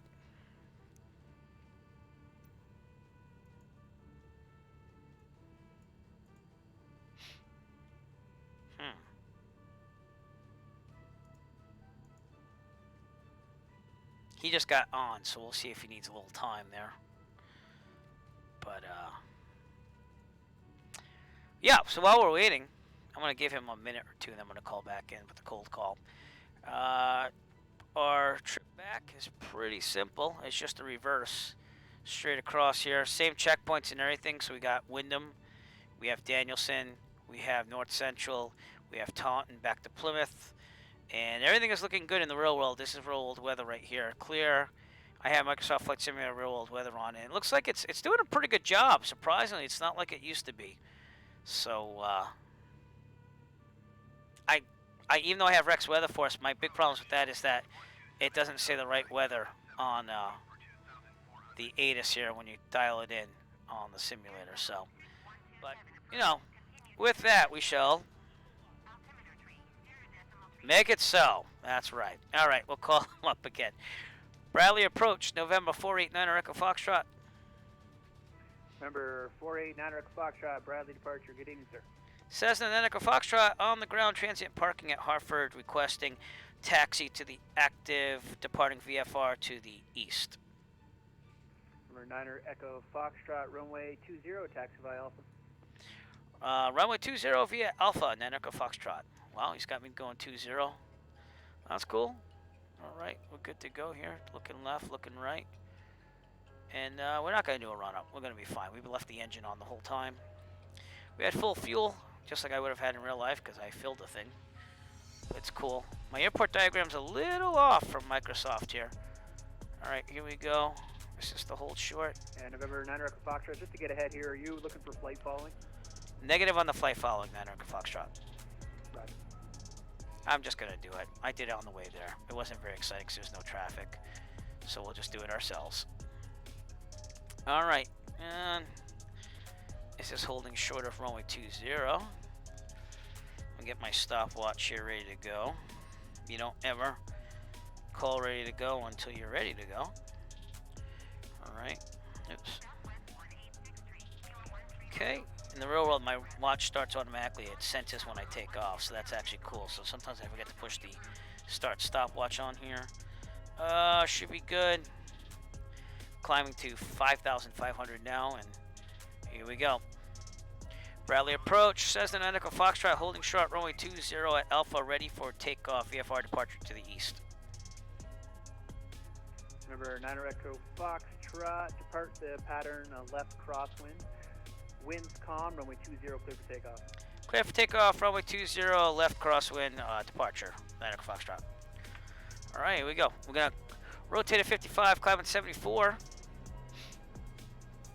And just have a good time getting back to Plymouth. So line up in the middle,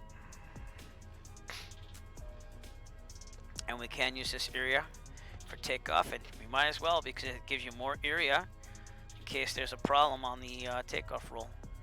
All right, with that, heels on the floor, and here we go.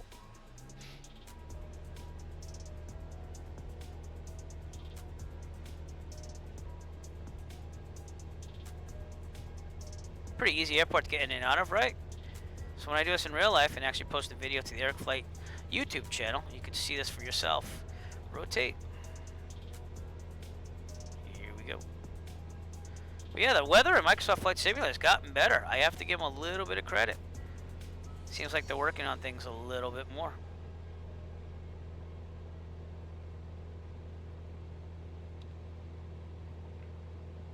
Yep, sorry about that.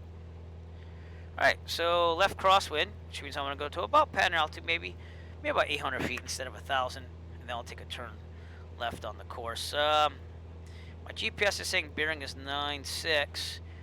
And I also said that also on my flight planning for my flight log today. So again, we're using the real flight log that I planned in real life to fly, and everything's been working out. Would have been nice if the cloud cover worked out at Plymouth this afternoon, because it did not, and I was not able to fly this in real life. But heck, why not do the next best thing and fly in the simulator? So, all right, we're gonna look at our left. We are gonna rock the wing up. We're clear on the left. We're gonna turn crosswind. Here we go. By the way, I just want to promote this. I put a lot of interactive things in my channel here. Foxtrot, change to advisory frequency approved. Roger. Thanks, 9 Echo Foxtrot. So now we're on the VAT Sim Unicom 122.8. And we're all good there. Climbing for 5,500. And again, turning left crosswind out of here. That is the Connecticut River, by the way. And we'll take a look back at Hartford. Once again, I am established on course here. Should take us a little under an hour to get back to Plymouth. A little bit quicker. It's probably more like 50 minutes or so. And I forgot to start my stopwatch because, again, that's the things I do on the simulator. Alright, do about 9-0. We'll also check our DG. We're doing good. Probably would have been better to do that at level. But Hartford is back there. That's where we just took off of from runway 20. Downtown in the distance. And that would have been a glorious sight to see for real. So we'll have to do this flight sometime when the weather's better in the real world. And here's that closed airport I was talking about. Pratt and Whitney is over here. And I have no clue what this airport was used for, but they warned you about that in the notes I'm saying. Make sure that you're on the west side of the Connecticut River. And down there would be Chester, which is an airport I visited in real life. Any of these real life videos, real life flights, I basically archive them and I videotape them and put them on the Eric Flight YouTube channel. So please feel free to check that out.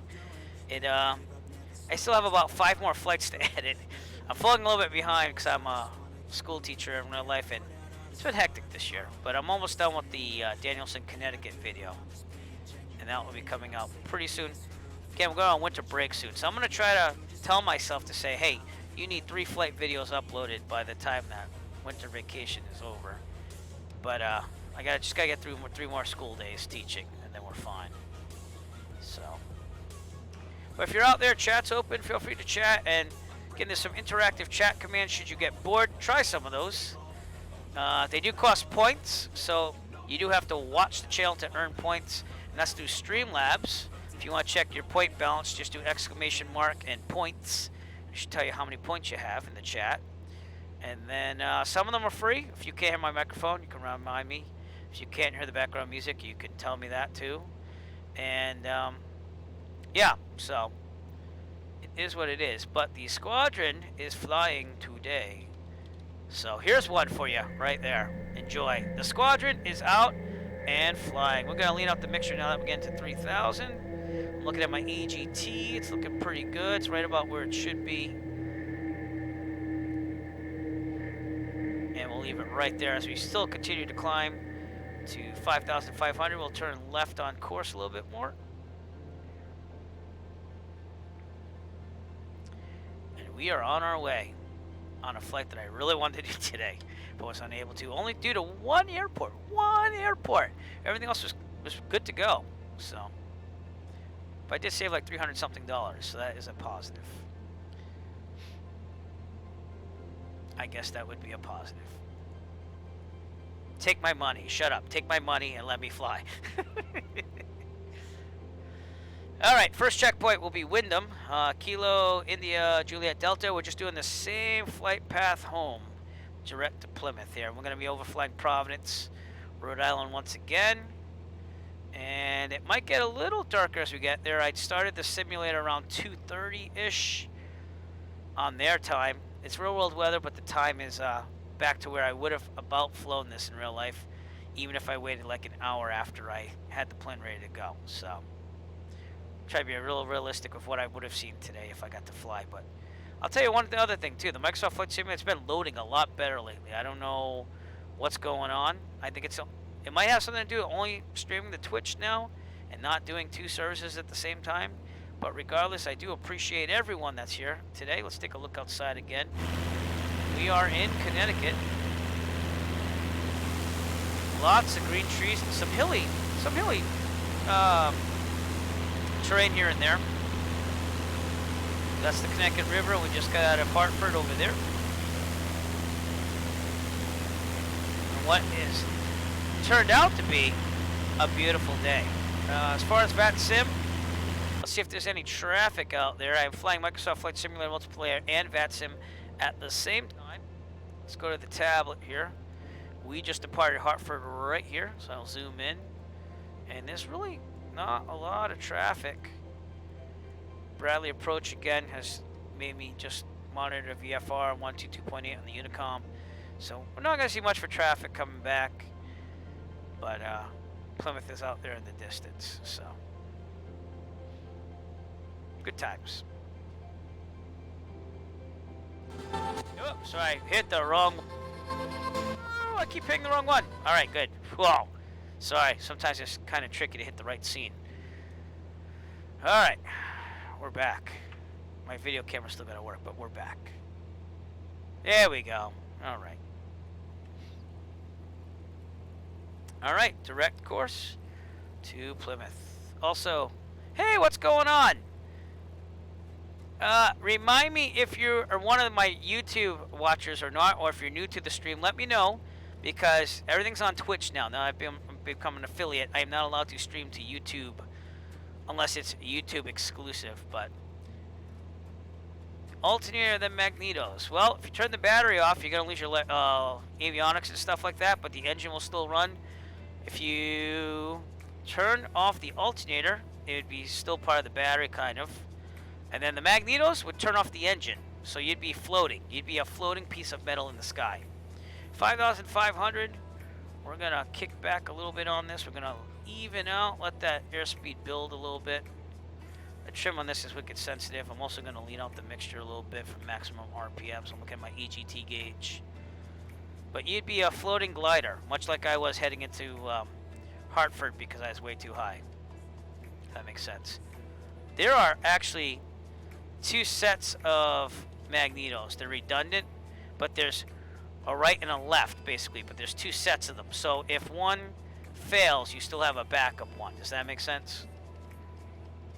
You won't have as much compression going on, or as good a compression as going on, but you'll still be safe. They build that redundancy in there so you're safe. Does that make sense? I think that makes sense. Some of these questions, I have to like relive them because it's like you studied for the private and then you have to review them again every now and then just to keep your mind fresh. But never taxi going idle. You try to keep it at 1,000 RPMs so that way you don't fall the mags. Yeah. So I mean, if you have to stop, you have your parking brake, you have your feet brakes on. God, I can't even think of what. The regular brakes are on, and then you have the RPMs about 1,000 to not fall the mags. So that is true. Any other questions, feel free to ask. Wyndham coming up. I got a total flight time about 7 minutes, so we'll adjust it to what my stopwatch says in my watch. No, there's a left and right magneto, but they're in dual pairs. So that way if one dies, you still have one firing off. It's a redundancy feature. Yeah. So that way if one's not firing, the other one is, but it's still on the left magneto. At least I think I'm making sense on that.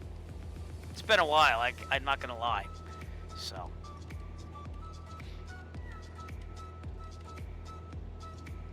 Like you could get by on right magnetos only. Maybe that's what it is. I might be thinking about that wrong. That's why when you check the magnetos at run-up, you know what's working and what's not working according to the RPM drop. So if it drops too much, you know there's a little problem on the way the magnetos are firing. But today at Plymouth, while I was waiting for my real-world flight to not go. We had an engine fire on the 152 I flew on Tuesday, so that was fun. Yes, exactly. Yep. And the static port is used for your instrument. So if it's plugged, again, I studied this before, and now I can't remember entirely, but some of these instruments are going to go on you. I know that if the pitot is plugged, it's all about the airspeed there, because it has the ram mount pressure going through there and telling me what that is. And it also relates some instruments to the static port. I can't remember the exact instruments because it's been a while, but the instruments will not read correctly.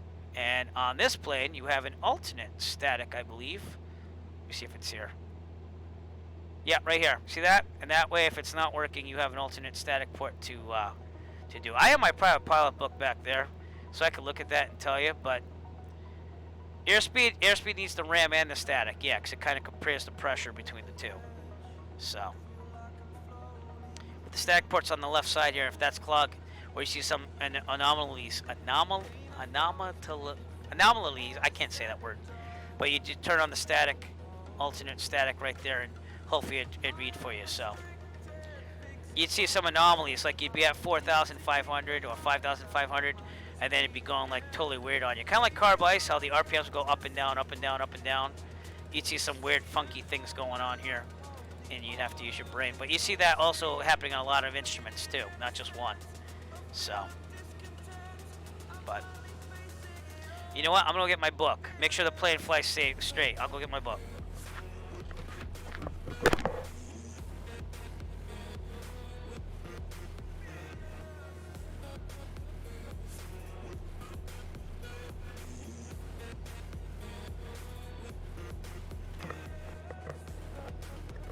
So let's be accurate on this answer here. So, all right. Turn on course here still, and I will open up to the appropriate pages because I was actually studying this one. Someone asked me this before. This is the Jeppesen Private Pilot Handbook, by the way. I got this for free, the Pilot Manual. I got it for free because I'm a teacher, and my instructor was a teacher at the same school and taught an aviation course, so I was able to have a copy because they were going to throw these out when he retired. So, I just want to be totally accurate for you. Yep. Airplane systems 22. It's 1, 3, 4. Flight instruments. Here we go. All right, you right? So, here we go. All right, static port controls the altimeter, the vertical speed indicator, and the airspeed, but the airspeed also needs the pitot. So those are the instruments that you'd see kind of going weird all over the place. If all three of them were going down, you know that you have something wrong with the static port. And again, on this plane, you'd hit the alternate static source there. Some planes, you'd break out one of these windows. Some models, you'd have to look in the POH, but you could break one of those, and it'll give you kind of a static thing, or at least something close to it. And, yeah. Alright, break down your pattern technique. Let's see, power configs. I can do that when we're landing in Plymouth. So if you stay on to the stream, I can do that because I kind of talk through that as we go. And pretty much it's 1,000 above the airport altitude. That's your pattern altitude. So it's kind of, they kind of give you things to hit. So for example, you get the pattern altitude, and you want to be about 2,300 RPMs at that point, depending on cruise speed and winds. But to actually set up for a landing, you want to be abeam the numbers, which means parallel to the numbers of the runway that you're landing. You're going to kick this one back to 1,700. That gives you about the power that you should need. You're going to level out to 110 knots. Give it 10 degrees of flaps once it hits 110. Angle down slightly. And then this isn't totally realistic because sometimes it doesn't do as well a good of a job as the real world. But at that point, what you do is you'd write that down at about 80 knots. See, there's things that you want to get used to hitting, and that's just by flying the plane. You get used to what you're looking for. So 80 knots with 10 degrees of flaps. You turn base, and as soon as you get on base, you make sure you level out. You go to 1,500 RPMs, and then put another 10 degrees in, and that should get you to about 70 knots. And then when you're turning final, you're going to be about 70 knots still. You're going to come about, I'm going to guesstimate, I kind of do it more of a visual way, but probably about 500 feet away from the runway, and put your last degree of flaps in there. This is for something that's not like a wind coming at you, like a heavy gust or anything. And you're going to land this plane, the 172, at about 65 knots. So you're going to slow down the throttle to whatever you need to maintain a nice, easy descent at about 65 knots on landing. So that's about it. And we learned that more by feel and what our instructors teach us in the plane. That's why if I want to fly a Piper Warrior someday, which I do, trim I don't really touch, believe it or not. I only touch trim when I really have to. What I like to do with trim is I like to descend at about 500 feet per minute. So if I see it going to like 800, I might trim it up slightly. It's really for me just to hit that right feet per minute, but it's mostly a visual thing. So most of the time I don't have to touch it. Does that make sense?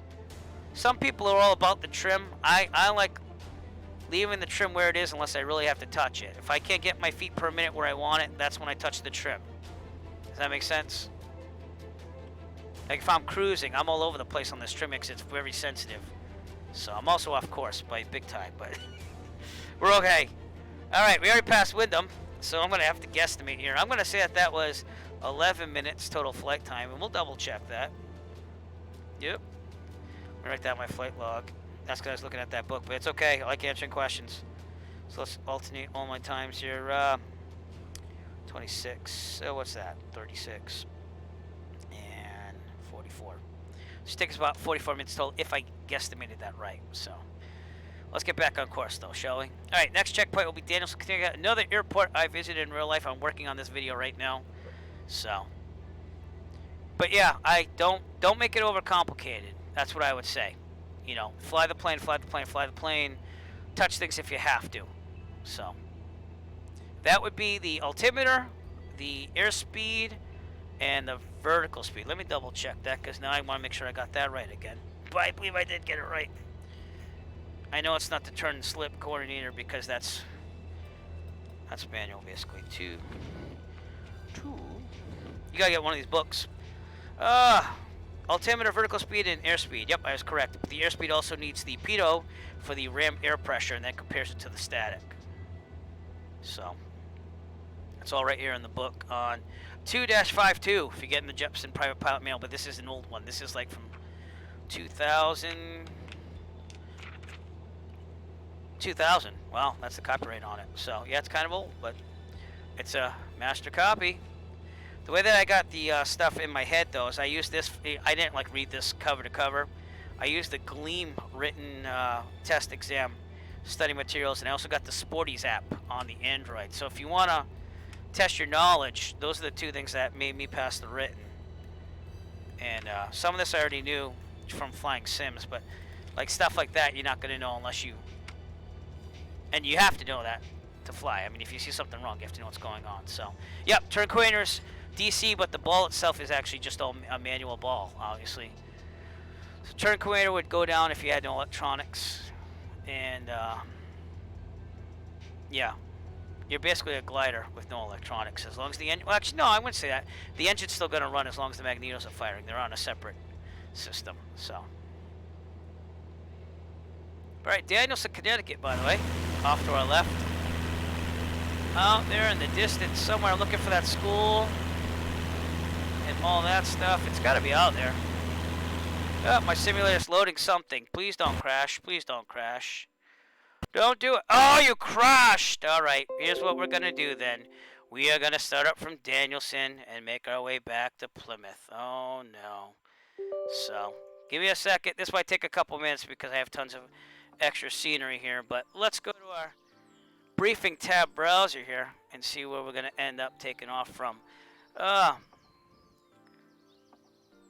Yeah, I don't know if you heard me, but I said the altimeter, the speed, and the vertical speed indicator. So,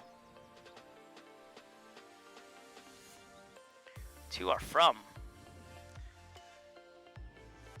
The DG is going to go, I mean, about every 15 minutes you should touch the DG. It's not an exact science, though. So, you know, it is what it is. But I'm very sorry about the technical difficulties with that. Almost never happens anymore. So we'll just stay here and discuss our plan of action here. We're going to take off from Danielson because we are right outside Danielson. We're right about here. And then we'll fly the rest of the way back to Plymouth. So reverse sensing. I'm actually going to do some VOR work as I get closer to Plymouth. I'm going to use this Marconi. I'm going to dial into that. What did I say on my flight log? I said be 93 degrees and we'll have it going too. So about 93 degrees too is about that. So I estimated that on the Marconi. It might be more like 95, but it'll give me an idea. And if that needle centers, I'll be able to do that. So, but we're going to do some of that too. Again, this is going to take a while for the simulator to start up though. Like, look, this is what it looks like right now for the stream. So, not very exciting. All this extra scenery and stuff I've installed, it takes quite a while for it to load. So, we're just going to go with it. But while we're waiting, and the reason why I updated the YouTube here and actually the stream itself and stuff like that is because we can watch some other things while we're waiting, right? Right. All right. So what we'll do is we'll go to my last videos. Oh, I got a good video for you. Let's go over to the exclusive video. So as I was getting more night flying in recently. Oh, 2-year-old on board, everybody. Hello, dear. How's it going? Good. No, you can't go on there. So as I was learning my night, doing my night currency here, my 3 landings, this is not available to the general public. It's set to private. No, Maddie, you can't do that right now. Okay, can you go downstairs and I'll be done with in a little while? Okay. Thank you, 2-year-olds. Love her to death, but she can be a handful. But anyways, so I was doing my 3 nighttime landings. We had a problem. It's called, there was a car. Yep, that's right. A car driving all over the airport. They didn't know how to get out of the airport, which is kind of weird. But they were at a local flight school, and they were driving all over that thing. You might see the car right there, that little white light. So this is one of my landings. I had to go around twice. So I'm going to show you how scary it can be flying in real life at night when you're trying to get current for passengers. And you have to do 3 full stop night landings in order to take passengers at night. But here's my approach in the 152. And I'm going to do a go-around after I see this car driving on the runway. The scary thing for them is I kept flipping the lights on and off, like cycling through to keep them on. So they probably were in pitch black darkness for a little bit. But let's see what happens here. This is Plymouth, runway 6.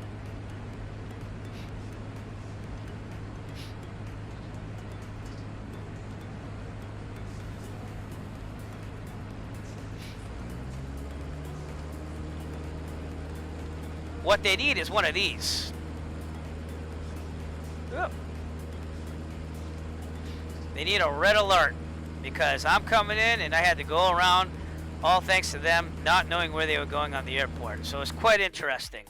I cannot enlarge the screen because I can probably do theater mode, but that's not how this works with the thing. Yeah, so if you want, we'll take one more quick look at that. So you have the car coming down the runway, and it made me go around twice. It cost me probably about a good $20 or so of fuel and time. So, you know, it is what it is. But yeah, very interesting. Very, very interesting. So, as far as the airport we're going to depart from, I guess I could show you a little bit of real world video from that. It's going to take me a little while to get it though, so please excuse me while we do that. And let's see. This is part of the video that I'm making right now. I'm almost done. But Danielson looks like, I'm going to try to pick the right video and then I have to display it. So give me 1 second. Or maybe I can actually display it in the web browser. Oh, I can. Cool. Alright, this is me flying somewhere to Danielson. Give me a second. It's going to take me a little while to find the stuff. That is correct. Trust the pappy. So let me see if I can find the video that's at Danielson. This might be it. Let's fast forward. We had some nice clouds that day too. Or maybe not. Alright, well let's go to the cell phone video then. I do have some footage for you. It's just a matter of weeding through it and finding it. So I'm sorry if this takes a little bit. Didn't really plan on the simulator quitting on me. Believe it or not, it's still loading. Oh, there's a nice picture of it. So let's look at that. What picture is that? This one. Cool. So this is Danielson, Connecticut right there. We're going to be departing from there as soon as the simulator is ready to go. You can see the school right there. And the airport. It's a very small airport, but they have glider and skydiving going on there. In fact, the skydivers land over here. The skydiving school, they drive them down here, and they take off from the runway. And again, if I can find some video of that, which I know I have somewhere, I will show you. But this was in the 172N, and I think it was back in September. Like, I'm that far behind on editing videos. But I'm trying my best. And, alright, that's Providence. I could show you Providence, too, on the way back. But, let's see, 8653. Here's a virtual reality picture. I did like a 360 thing right here. So, I parked over here. Here's on the ground at Danielson. There's 738 X-Ray Alpha. And this is what it looks like at Danielson, where we're going to depart from again. Over here, right there at that black thing, that's where the skydivers climb into the plane. So, and then the skydiving again is up there in the distance. And yeah, good looking 172N though, huh? I like flying that plane a lot. And I don't know what videos I have here, but let's try loading a couple and see what. Oh, it didn't like that one. I guess it doesn't like my cell phone video. Let's try another one. Again, sorry for the technical difficulties on the simulator today, but it will load up eventually. Now it doesn't like my cell phone video. Okay, that's fine. So let's try to go to the GoPros and see what I can see there. Well, that's me flying the plane. That isn't going to help. All right. Trying to find some video for you. Maybe it's... Let's try this one right here.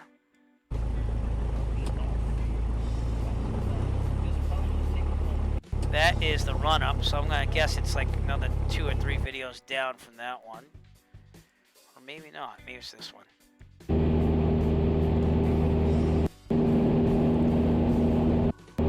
That seems to be Providence, if I'm not mistaken. So we got a little further to go there. And let's try this one.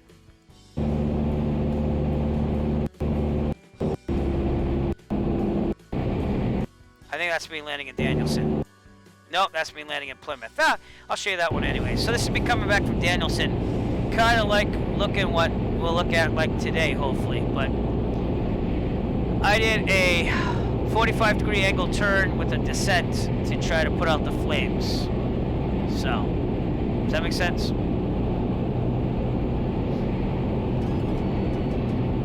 This is me landing into Plymouth. Enjoy the video. Rough video from the next video that will be coming out on the Eric Flight YouTube channel.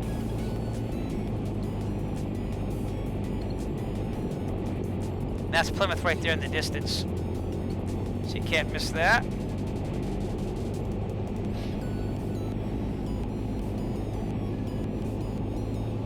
Believe it or not, the simulator is still loading because of all the scenery I have. So again, I apologize, but that's just the way it's going to have to happen today. And let's adjust the times while we're waiting also. So.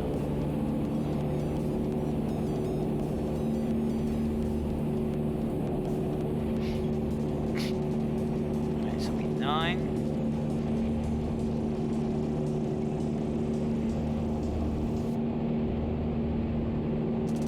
So we'll be flying for about another 37 minutes once they do get the simulator loaded up.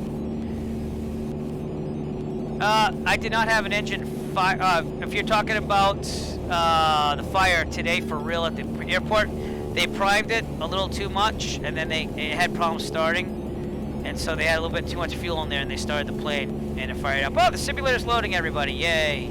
But enjoy that little landing there to Plymouth while we're waiting.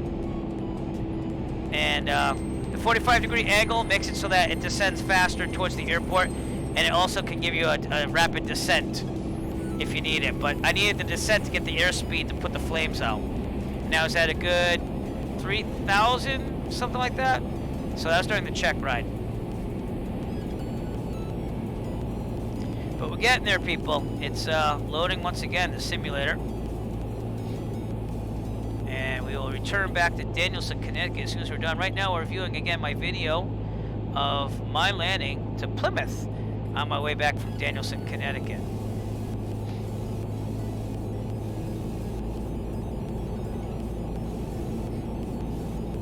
Might be a couple more minutes, won't lie. That's what happens to Microsoft Flight Simulator when you have tons of scenery installed. So usually it doesn't crash. It's pretty good. It only happens when I stream, right? Yeah. That's just the way it is. But that's what we will do.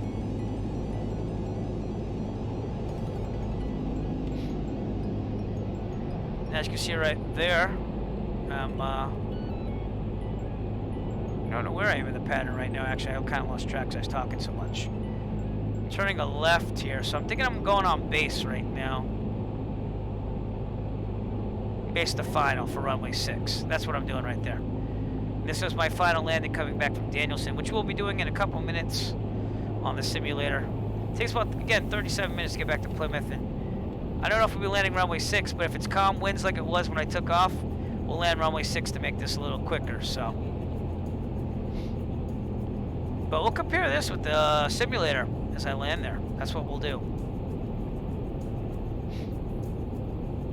And if you like watching real life footage, let me know. I mean, I'm not going to do as much of that because we're here to watch a simulator and get through the flight, but I had some time to kill with this simulator, so.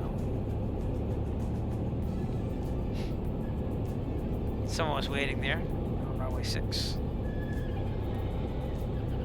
Sounds like a dying horse, doesn't it? That's me pulling back to flare it up. And you know, it wasn't the cleanest landing, but it was doable. You know what I mean?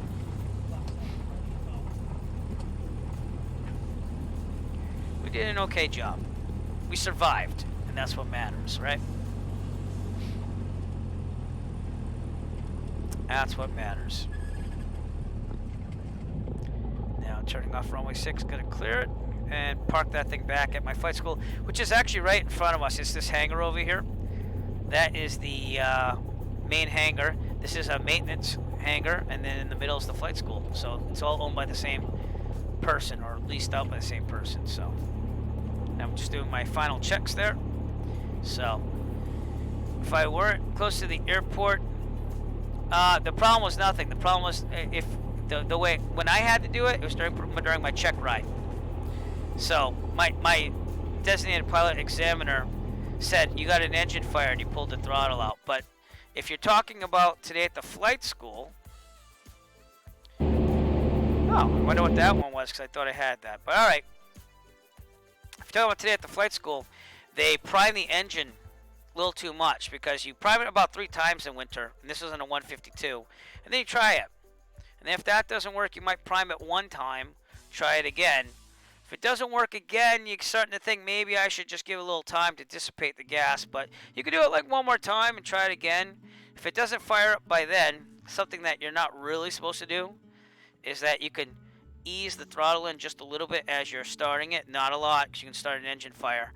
And I think that's kind of part of the reason what happened. They had a lot of fuel in there, and they gave a little bit more, and it kind of flared up on them. But it wasn't a full-out fire. They had the extinguisher out there just in case. Flames came out, but it wasn't, like, ongoing. So I think it was just a flare-up. But you're looking at November 738 X-ray Alpha right there. Today would have been November 51890. Again, sorry that we're still waiting for the simulator load. I know. That's why I get everything ready ahead of time. And there's not much I can do.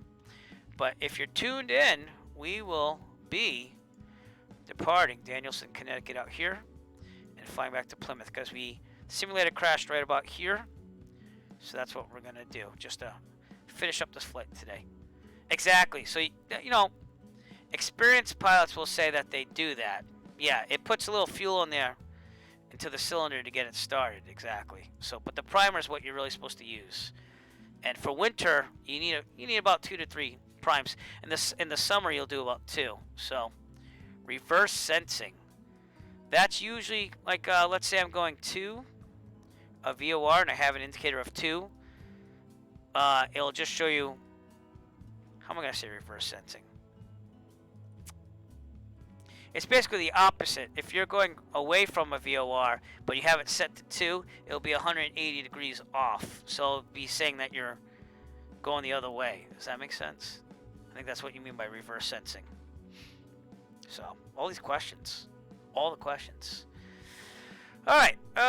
While we're waiting for just hopefully a couple more minutes, I can show you my flight from Tuesday where we went to Worcester. I'll show you my landing at Worcester, and this is newly released. I just basically uploaded this computer today before I left for my flight today. So let me see if I can get a good... Oh, this is a nice one.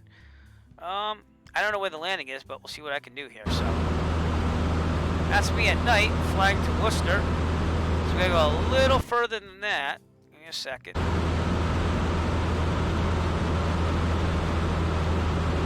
See if we can fast forward to the landing here. Worcester at night, everybody. So not this video, maybe the next one.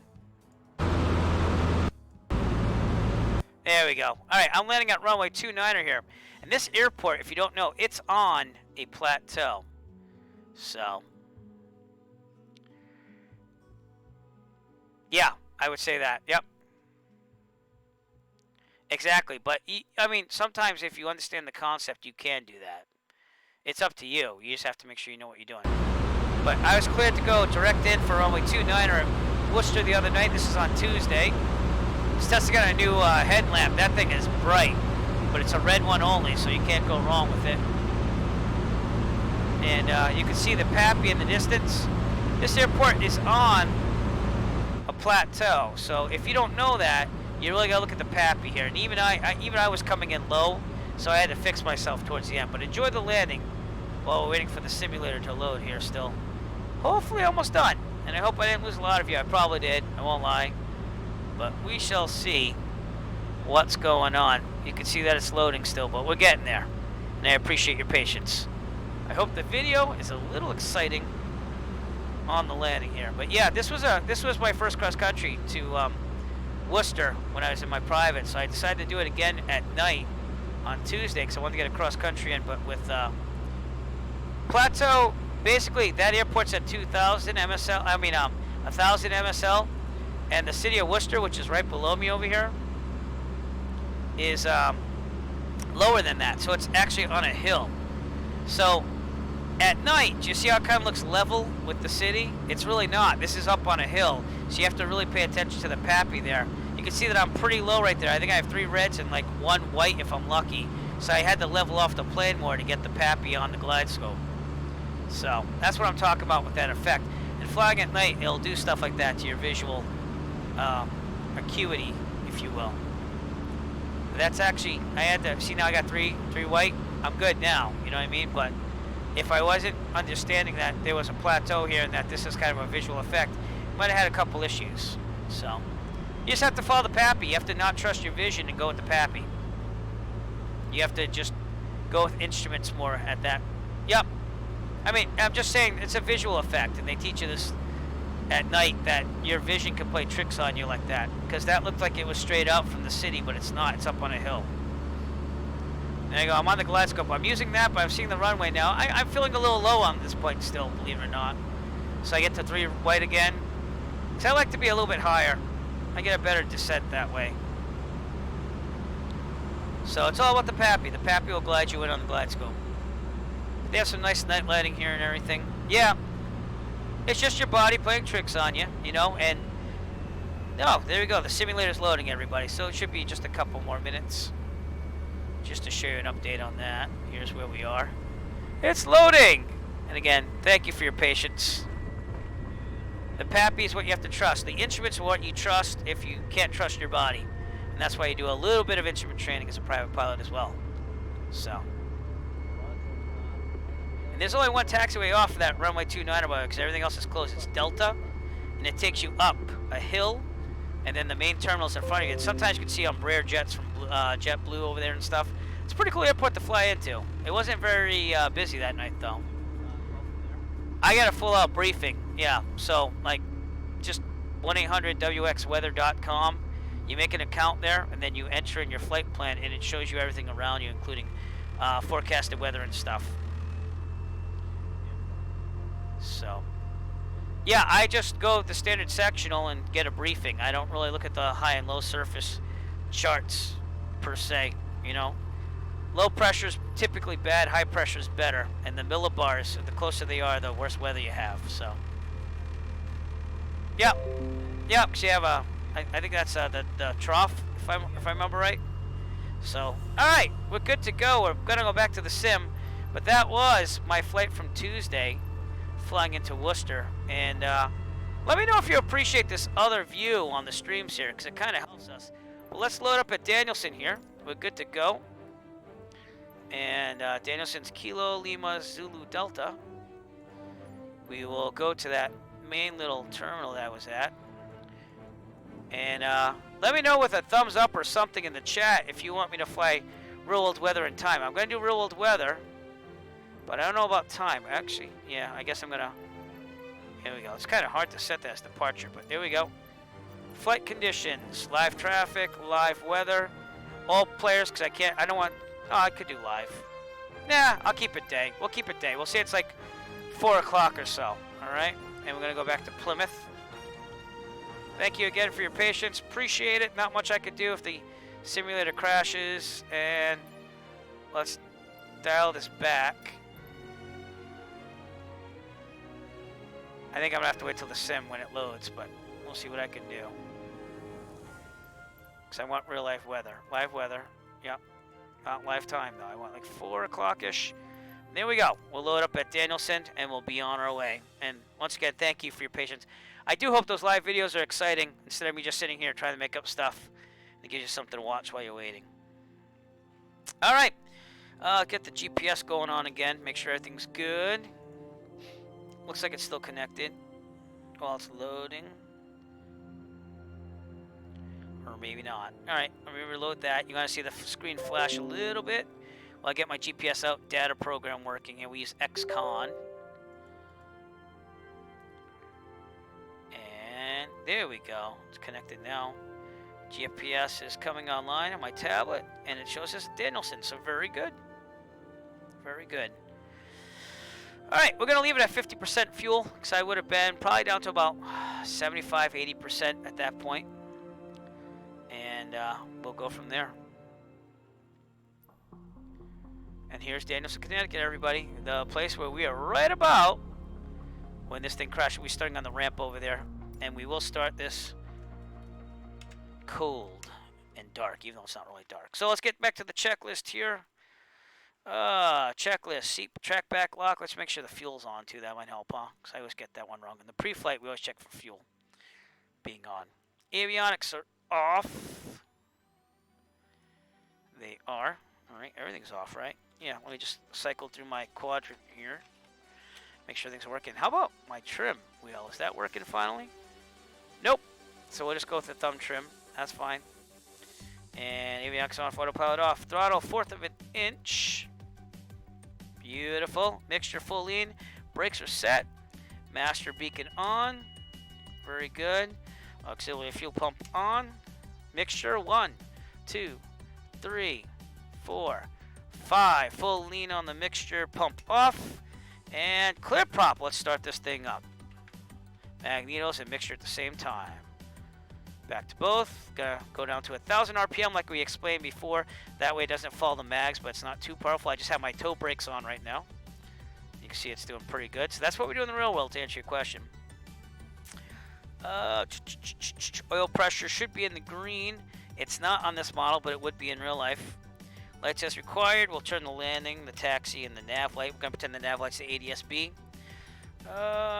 Make sure it's required. We're good. Seatbelt harnesses, flaps up. They would be down if you did a pre-flight, but they're not. So we're just going to test that switch and make sure it works, which it does. Heat vent defrost, yes, please. So the heat there. I don't know what the outside air temperature is, but it's pretty cold today. Radio, we'll test that. VATSIM, that's right, I crashed. So see why I saved the flight plans? I gotta start VPilot up again. Oh, what a bugger, huh? What a bugger. But I appreciate you hanging with me here.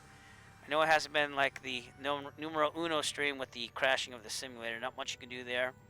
So let's get my flight plan. Hartford to Plymouth. Let's change that to Kilo Lima Zelt. Zulu Delta.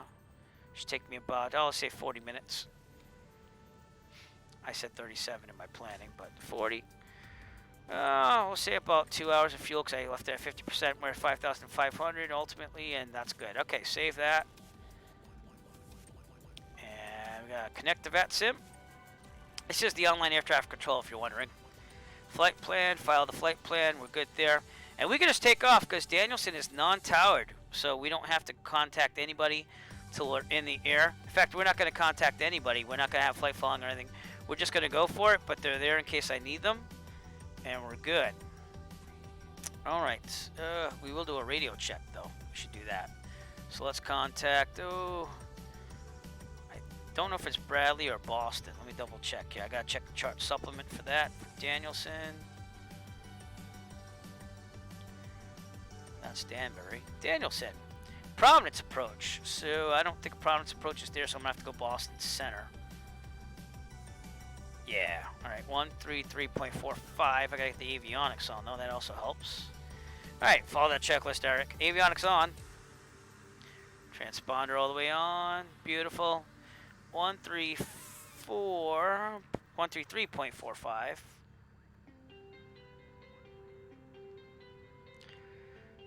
Okay, we'll wait for a little window here. Boston Center, November 489 Echo Foxtrot, radio check, please. November 489 Echo Foxtrot, Boston Center, 5x5. Roger, thanks, 9 Echo Foxtrot. All right, radio works. Taxi light is required. We're going to test the brakes on the way out. And we should get probably an ATIS here. So let me do that at Danielson. It's on the chart here. 119.125. I will say this, in the real world, this wasn't the strongest ATIS. I had to wait till I really got on the airport Contact Washington Center, in order to get the weather, which was a little disconcerting when you're flying there for the first time. But it's just not a very powerful antenna. So. Kilo Lima Zulu Delta, automated weather observation 2100 Zulu. Wind 002 at 10. All right, so we're gonna take runway 31 then. Sky condition, few clouds at 700. Or I could just do it. No, we'll do that. All right, let's get the VATSIM Unicom here, 122.8. And we should be good to go. We're going to depart runway 31, which is going to be to my left there, I think. Give me a second. Yep, so we're going to go left. This is going to be the real runway that I left for in the real world when I visited Danielson, so that's cool. With that, let's just check the checklist one more time. Radio, taxi, brake. We'll make sure all that stuff works. I'll do the run-up really quick down there. We'll do that, and then we'll take off, okay? All right. Clear on both sides, and here we go straight up. Pretend the ground crew guy is not there. Do not, repeat, do not panic. I have this. I do have this. No red alert. No red alert. Here we go. Oh, park and brake off. Get out of my way. Oh, I left programming those things. However corny they might be, they're cool. So, again, some of those chat commands are on the bottom. You need to watch the stream to gain points. You gain points by subbing, watching the stream, and you earn them over time. If you ever want to know what your point total is, it's Streamlabs. It's exclamation mark and points. That's what you enter into the chat, and it'll tell you how many points you have. And then the chat commands are at the bottom of the stream. I made a bunch because when I made affiliate just recently on Twitch, I said, hey, I want some interactive content. So feel free to do that. We're going to be preparing for takeoff right now, so we'll enter in another command just to get everyone going here. Again, to make it a little entertaining while you wait. Please take your Run seat up, and brakes are fasten set. your seatbelt. And Fuel also set make to sure both. your seat back and folding Trim set trays for are in their full takeoff. upright Flight position. controls. We will be departing shortly. Very good. Annunciator lights, we're going to check those. I'm doing the run-up checklist right here. All right, flight controls. Turn corners in the middle, no flag. Heading should be about right where it is. Vertical speed looks good. Altimeter looks a lot better now. And I didn't wait for the weather to tell me that. 3039. Horizon looks good. Airspeed looks good. Mixture best power, go to 1800. No one was behind me, right? Or else I'm blowing a lot of stuff their way right now. Right magneto check. Should only flow by about 125 at most. If it does more than that, you know you have a magneto problem. Back to both. Just go back to 1800-ish. Left magneto. That's how we check the magnetos, by the way. And then we go back to both. Very good. All right. And we're doing well there. We're oil pressure, oil temperature, and amps. Amps would be charging slightly. That never works out in this plane. Oil pressure, oil temperature looks good though. We're gonna idle the engine, throttle all the way out, and it should go right about 625, 575-ish. That's what it says on the checklist. That means that everything's working, which it is. Back to 1,000.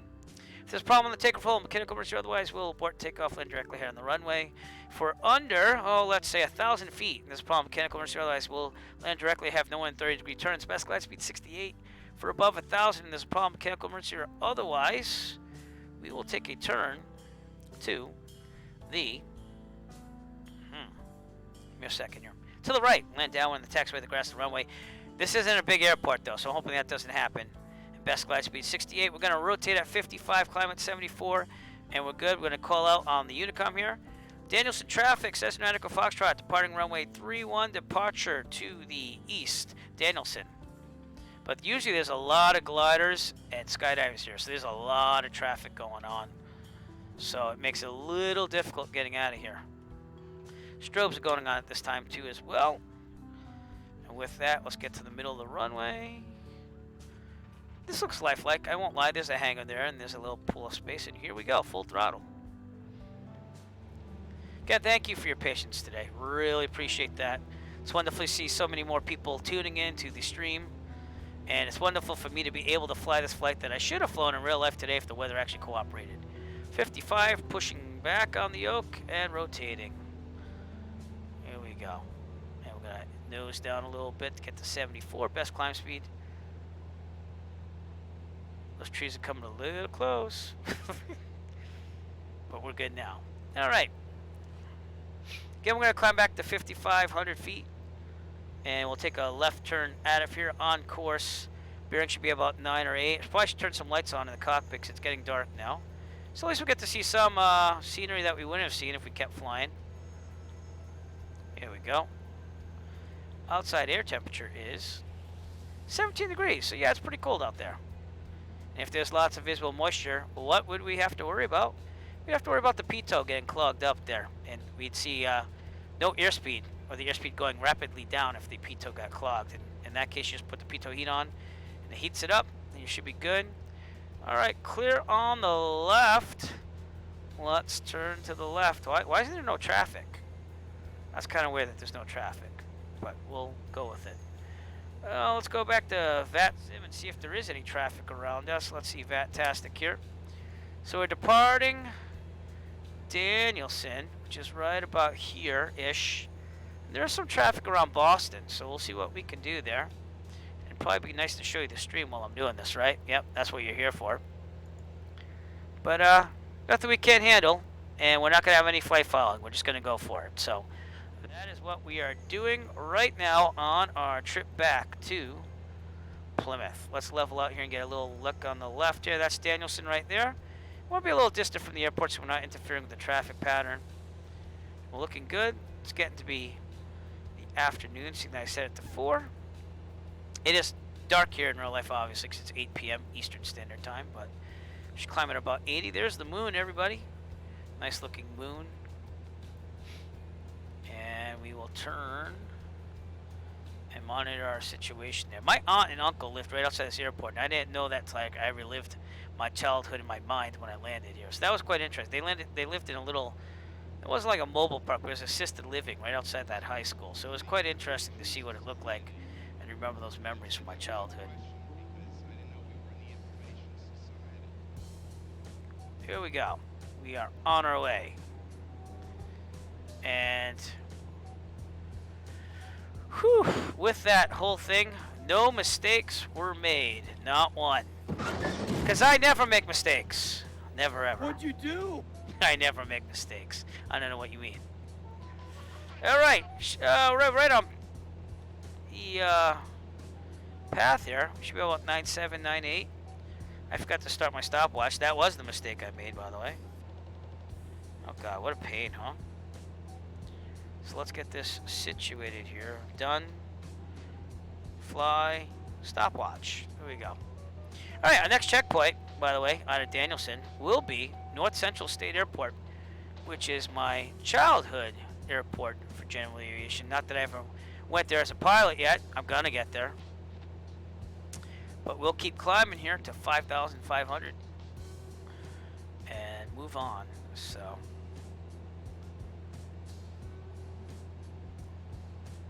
All right, 3,000. I'm gonna lean out the mixture slightly. I'm looking at my EGT gauge. It's looking pretty good right about now, so we'll just leave it right there. And for your entertainment, here's a monkey for you. Enjoy. Why? I don't know, but it's a flying monkey. It works. All right, on course here. That'll be the last one for a while, I promise. I think it's cool to have little fun interludes. All right, in the distance, this is really cool in real life. Out here in the distance is Providence, Rhode Island. We're going to overfly that, believe it or not, and it is a very nice city to look at. It's the capital of my home state of Rhode Island, even though I'm in Massachusetts now. You can kind of see TF Green in the distance. That's the major regional airport around here. Other than Boston Logan, that's probably your next best bet for flights. So, let's take a look outside. Wonderful evening flight here. And goodbye, Danielson. So nice that we had to visit you twice today in the stream due to the crashing of the simulator. Nice sunset. Beautiful clear weather. Real world weather, people. It wasn't like this earlier today, hence why I couldn't do this flight in real life, because Plymouth had a cloud there over of 1,700 feet overcast. And I just wasn't going to skim it to get out of there. So, lights. All right, I'll try my best, sir. I gotta keep an eye out on the climb here. So when it gets to 5,000, if anyone keeps an eye on that, let me know. All right, one step at a time. Let's start with lights here. All right, so you saw that I turned on all the lights at the airport. Okay, strobes you typically don't. All right, we'll go over that. Let's just go over turning on lights. Typically, you don't have to turn your taxi lights on unless you're taxiing at night. But I like to turn them on because people can see you better. Landing lights, same thing. I turn that on right away for more visibility while I'm taxiing. Taxi lights are not required, but they are basically suggested for flights 10,000 feet and under so that people can see you better. And that really does work in the real world. I've never been above 10,000 feet, so haven't gotten there yet, but I've used them the whole flight because I leave them on no matter what under 10,000 feet because people can see you better. Strobe lights are used mostly for nighttime operations, but again, I'm a stickler for being seen, so I turn them on during the day. The big no-no with strobes is try not to put them on right away. Try to put them on right before you take the runway so that you don't blind anybody. I mean, you're going to check them in the pre-flight, but then you turn them off and you wait till you get there. Other than that, green should always be on your right. My right. Let's double check next time I got that backwards. Nope. Green's on the right, red's on the left. So if you're looking at the green light, you're coming in at a 90-degree angle or something off my right wing. If you're seeing an aircraft from behind, you should see a white light pulsing right there. And also maybe a red light above that, but mostly it's the white light. If you're coming from the left wing or into the left wing of another aircraft, you'll see a red. The front, you should see a landing light. On the 172 SP, it's in the wing though. Some models, it's right here in front. So that would be what you see from the front. And you can tell it's different because this one pulses and this one doesn't pulse. I think I got that right. So, and the right of way is usually the slower aircraft. So like I said, with Danielson there, with gliders, we're at 5,000 feet, so I'm keeping an eye on that. With gliders, if a glider's saying I'm on base and you're on extended final, typically they have to go first because they're the slower aircraft. That also includes balloons, or if it was a Cub, they usually do short final because of that because they move very slow compared to other aircraft. So that is the right of way. If you're heading head on with another aircraft coming at you, you're supposed to turn to the right to avoid. I've had that happen almost once. I had a guy landing the wrong way on runway 6 when I was landing on 24. So, a taxi light, the landing light are usually near each other. On this plane, one of these is the landing and one of these is the taxi, so I leave them on. On some planes, it's right here above the air filter, and there's two lights. Okay, sometimes it's one light for the landing and one light for the taxi right over here. So it all depends on the model of the airplane. And I know like the 172P I was going to take today, the landing light's right here. And so isn't the taxi light. It's in front. So it really depends on the aircraft. All right, trimming down. Backing off on the speed to 2,500 RPMs. And we are off course, believe it or not, because I was talking way too much. So I'm trying here, but we were going towards Providence the whole time, so I knew where I was going. It's just a matter of trying to be a little more direct.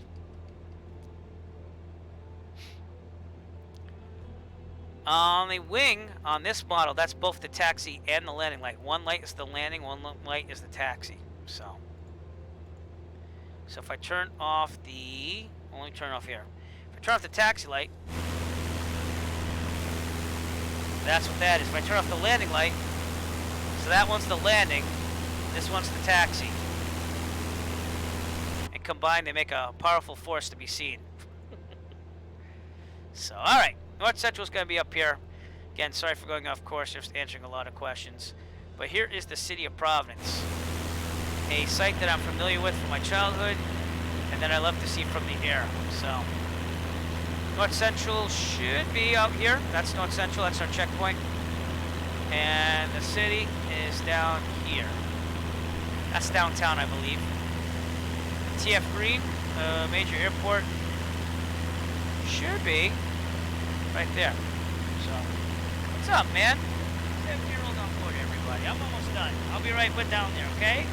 How was Grandma's? Awesome. But yes, we're not that far from Plymouth, believe it or not. We are gonna make it there in a pretty short time. I got 22 minutes according to the GPS. So, way too high though. So we'll bring this down a little bit. And I am above Class Charlie, so I don't have to worry about that. If I wasn't, I would have to contact approach or somebody. You typically approach in real life, Providence approach, and make two-way communication contact to cross it. So,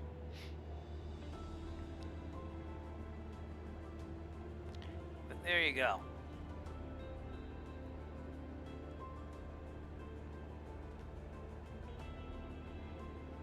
Beautiful sights, though. That's Quonset out there. That's I don't know if it's still an airbase or not. I think it is, but it's open to the public. And beautiful sunset on our way back to Plymouth here. So, it really depends on the amount of traffic.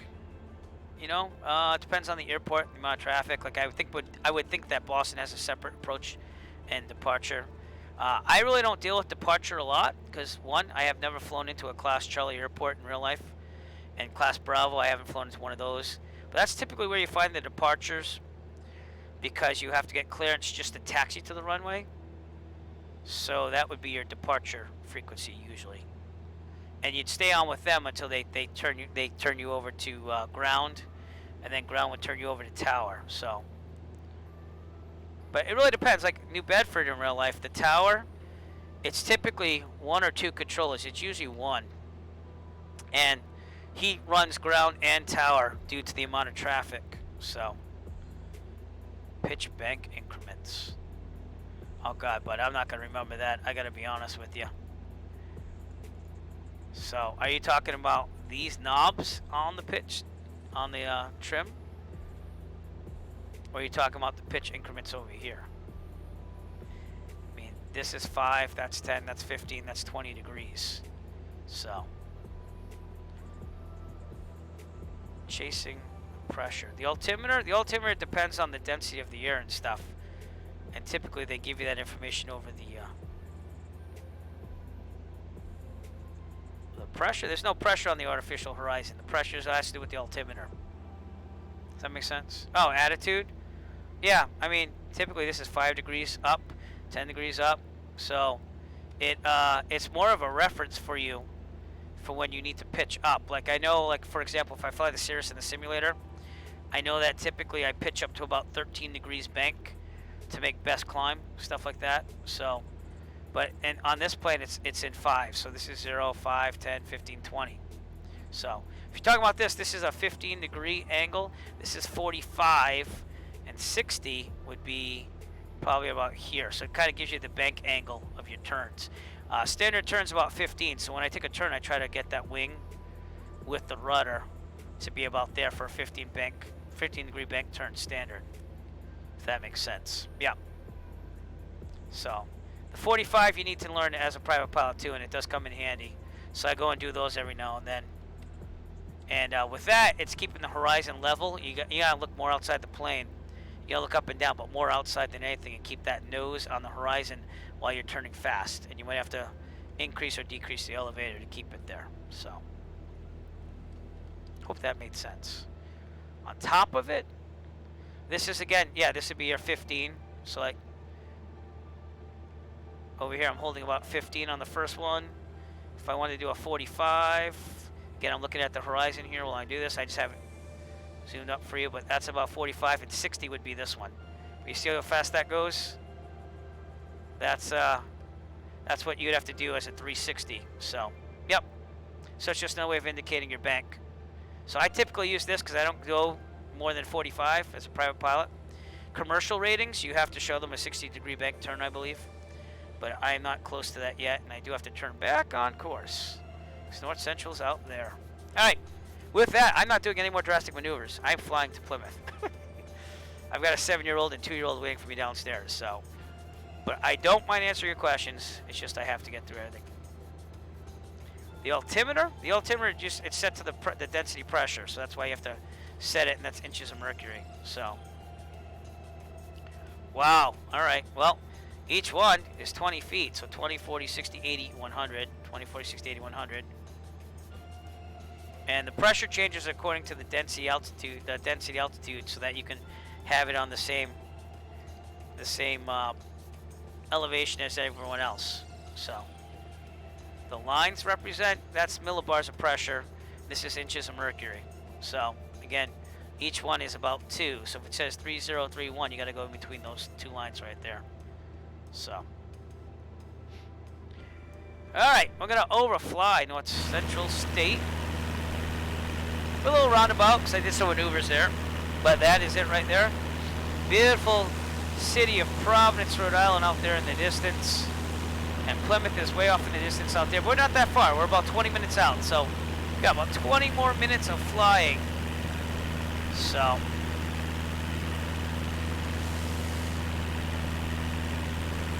You put it on the second mark after 3030. So over here you go 30 and then 2 little dashes after that. That's 3034. Yep. So they're 0.02 apart. Trimming down. And I'm just going to follow the GPS now. We're not even going to do the flight log. So I have to do a bearing of 107 according to GPS, and that's what I'm going to do. So 0.02 inches of mercury off. And the reason why they have millibars is in Europe they use millibars, but in America we use inches of mercury. And I believe Canada does too, as well as Mexico. So it's a North American thing, I believe. But in Europe they use millibars. And you might see that in the METAR as QNH. In the simulator, I believe it switches over to QNH when you're flying there. So we'll be testing that out, by the way, because I do have a future flight planned. And I'll show you that. We're going to try to make it to Europe, believe it or not, with a 172. I think I found a way to do it. It's going to be a little tricky on one leg, but let me show you what I mean while we try to get back on course here. 222. No, that's around the USA. I saved those two. Come on. Trim down. Let's go. 222.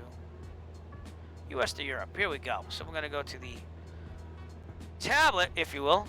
And this is what I got. I got this route from Plymouth to Bangor, and then we're going to go all the way up to as far as the coast as we can of Canada here.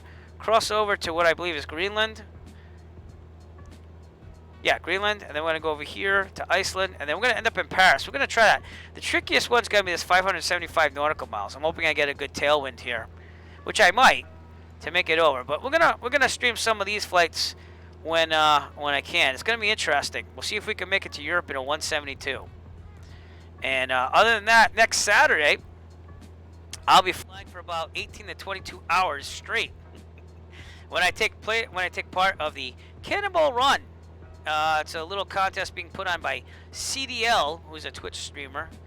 I'll leave a link to that. Give me a second.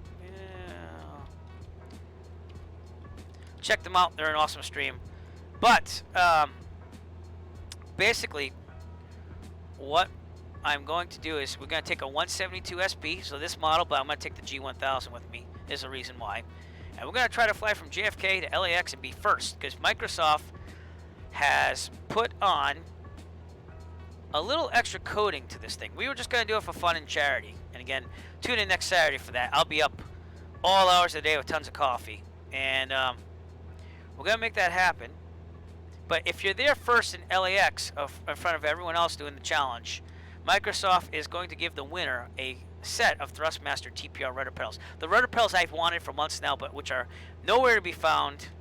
That would be an ultimate prize for me. So we're going to go for it. We're going to see what happens. So, I'll zoom in. That's about the best I can do. It's these little dashes. So that's 3030, 3032, 3034.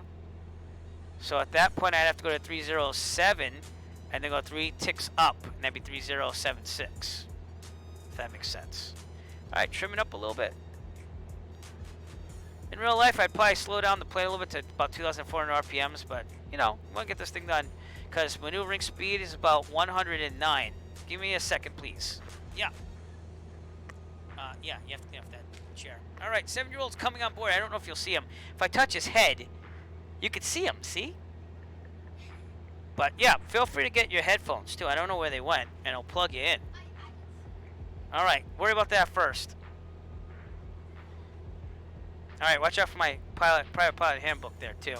7-year-old coming on board, Zach. Everybody, Zach. And the airspeed itself, it's more of an estimation. It's every 5 knots, so it's like this is 50, 55, 60, 65, 70. In between's about 7. So right now I'm going about 105, 10, 15, 20, 123, 4 knots. But my ground speed's 126. So we're making pretty good time back to Plymouth. And we are right to the north of Providence here. We have Attleboro, Massachusetts off our left. And we're almost done here. So try to get Zach in here for the final couple of minutes. See if I can plug him in. You might hear a little static as I plug him in. Please keep that part, son. Get this untangled. Get that untangled for me. So many distractions going on. We do not fly like this in real life, but it's cool. It's for entertainment and enjoyment, right? That's right. All right, so this is what we're hoping to do in about the next 13 minutes. So enjoy this important message about how we're going to land. Stick the landing. In this challenge, the pilot will do his best to avoid certain death by keeping the plane on a good flight path with a constant angle descent lined up to center line. Good luck. Stick the landing and don't suck. All right, so Zach's going to be a ghost here unless I touch him on the head. So he's here, and he's got a headset. He's good to go. And we're getting back on track. We're going to be passing Taunton Municipal out there in the distance, and then Plymouth's out there. In fact, you might even be able to see it a little bit. But we're going to start our descent now. 2,100 is about cruising. And what we're going to do with the trim here is we're going to make sure this is about 500 feet per minute. So see how it's going lower? I'm already trimming up. And that's what I use trim for. So to answer that question earlier, that's what we do.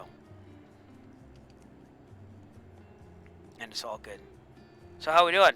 Good. How was Grandma's? Good. This kid slept over at Grandma's. He probably got like treated like royalty. Whew. No problem, sir. I try to please. I know it's a little distracting for me, but I do try to please because I do want you back. So make sure you come back to these streams. And see, that's everyone chatting to me over there. That's how it's working right now. Yep. He's here. He's here. You just can't see him with the virtual green screen. So. Virtual background. Virtual background, if you will. Yes. So.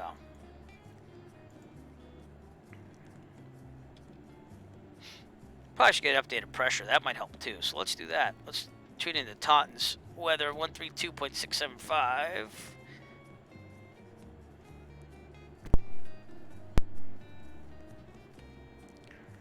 Taunton. I'm gonna get a pressure take here. Ah, cool. Calm winds. Exactly. Yep. Yep, so I'm about 500 feet per minute because I went down to 2,100, which is typically what we think about when we do a cruising descent. Give me 1 second here. 3-2. All right, so that's where we get our setting.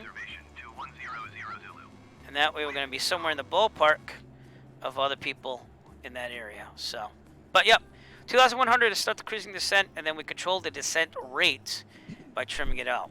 So that's Taunton right there, and Plymouth in the distance. Taunton is probably the closest general aviation airport to where I live. And I live somewhere over here, so we're actually passing our house right there. Pretty cool? All right.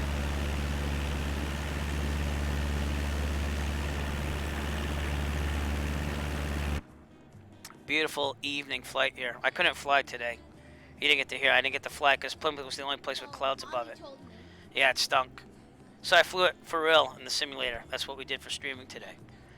That's the Wamset Pond, my favorite visual of all visuals around the Plymouth area. We're descending through 4,000 right now. And we'll ride it as it goes. Have some fun here.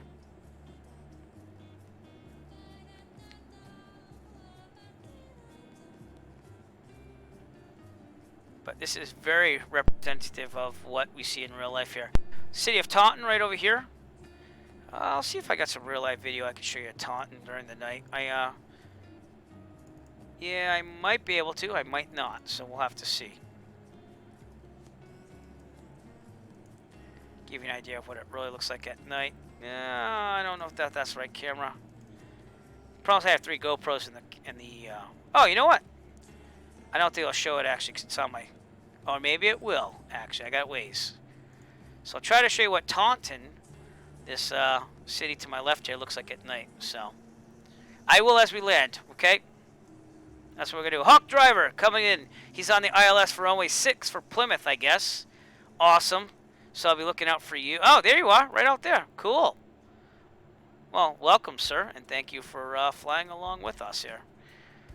All right, let me see if I can show you a real-world picture about where we are. We have to go to my photos for Google, and hopefully I uploaded it already. But let's go to my tablet once again. See, I have tons of pictures here. That's Danielson. Maybe I didn't. Oh, wait, what's that? Tuesday. No, that's Tuesday. All right, let me try my other account here. Maybe it automatically uploaded to this. I don't know, and if not, I'll upload it really fast. Oh, I got so many photos. That's me in Keene, New Hampshire. That's a bunch of things there. So, oh, there's Maddie. My headset. All right, so we'll go back to the other account, and I'll try to upload it really fast to show you what Taunton looks like at night in real life while we descend. 3,000 feet. Put that mixture in for me, bud. Would you push it all the way in? Thank you. Full mixture, because we're getting to 3,000 feet, and we're just going to keep our eye on the prize here.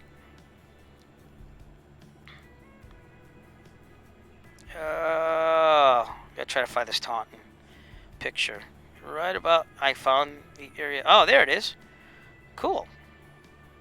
Actually, I think I got video of it. Yeah, I'll just give you the picture. All right, let me back up now. Should show up here in a matter of seconds. Our stream again is on the lower right in the cell phone. That is my real world Pixel 4. Just a couple extra graphics, and Plymouth is out in the distance. Hawk, you're driving the 182, huh? It's a pretty nice bird. I have to get into more of those things. Is that the Coronado one? 'Cause I don't think there's a default one. Yeah. So I'm gonna explore more of that stuff later. Let's refresh this page here and see if it pops up. Oh, there it is. Taunton at night. So that was the city that we just passed out there in the distance. That's what it looks like in real life, ladies and gentlemen. So Microsoft did a pretty good job. You agree? I agree. Agree. Did a nice job. All right, let's go back to our main stream here and continue on our way to Plymouth. I'm going to kick it a little bit of power here because we are getting down there. Plymouth should be 1,150. And you know what, Hawk Driver, I'm going to follow you in because I think it's calm winds. But I'll double check that. 135.62. Kilo Golf Hotel Golf automated weather observation 2100 Zulu. Wind calm. Yep, you're in visual. Alright, calm winds. I'm going to follow you into runway 6 then. That's what we're going to do. So, yeah.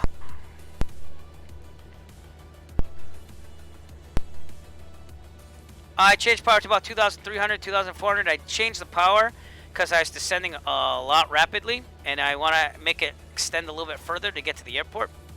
So I did not. I'm retrimming now because it was going up. See what I'm saying? More power means it's going to go up in vertical speed typically. So I want to descend probably about 200 feet per minute. Just a. I'm retrimming right now. You know. Power first, trim after.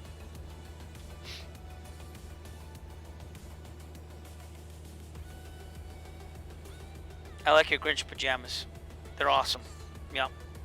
He's here, everybody. My 7-year-old. I wish you could get in the camera more, but unfortunately that's not how it works. Alright, slow descent. Pattern altitude at Plymouth's 1,150, but it's going to be mostly a visual thing as I go straight in. I'm going to report my position when I'm about 10 nautical miles out or so. So, I retrim as needed. Like, see how it's going up right now? So I'm retrimming down. Just keep it at descent. Slow, normal descent. So, that's how I use the trim. I'm leaving the pilot. Oh, yeah, he's the co-pilot. He likes to crash the plane on the simulator. Yep. So, yep, just retrimming down. See how it's going up again? I'll just retrim it down. Keep it going down. About 200, though, not 100. And each one of those hash marks is 100 feet per minute. 300 is not bad either. Again, I'm at 2,400. And I want to be around 1150 when I enter around the pattern. Alright, I got a call VATSIM. Plymouth traffic says Echo Foxtrot 10 miles to the southwest. Setting up an extended final for runway 6, Plymouth. And that's for VATSIM, real life air traffic control. I don't need flight following or anything because I'm not in an airspace right now. Well, actually I am, but it's the... I'm in G airspace for taunt. No, E? Could be E. Are you leaving Massachusetts? So, huh? Are you leaving Massachusetts? No, I'm going to Plymouth. That's Plymouth out there. I'm landing in Plymouth. We're ending after this. Yeah. We're ending. I just flew the real thing I would have flown, you know, today if I could actually do it. So that's what I did. Cool. Yeah. We're almost done. Yep. All right, trimming down a little bit more. See, that's all. Just keep a good descent. So, right now it's going about 300 feet per minute or so. Typically it'd be about 500. I might increase that as we get closer, but I'm just making it a nice, steady trim down to get the altitude going down gradually. So, all right, everybody. So let's get ready because we are going to do this. One more reminder about what we're trying to do here. Enjoy. Stick the landing. In this challenge, the pilot will do his best to avoid certain death by keeping the plane on a good flight path with a constant angle descent lined up to center line. Good. Stick the landing and don't suck. Don't suck. That's the biggest words, right? Don't suck. Yeah. Sucking's bad. So that is what we're doing.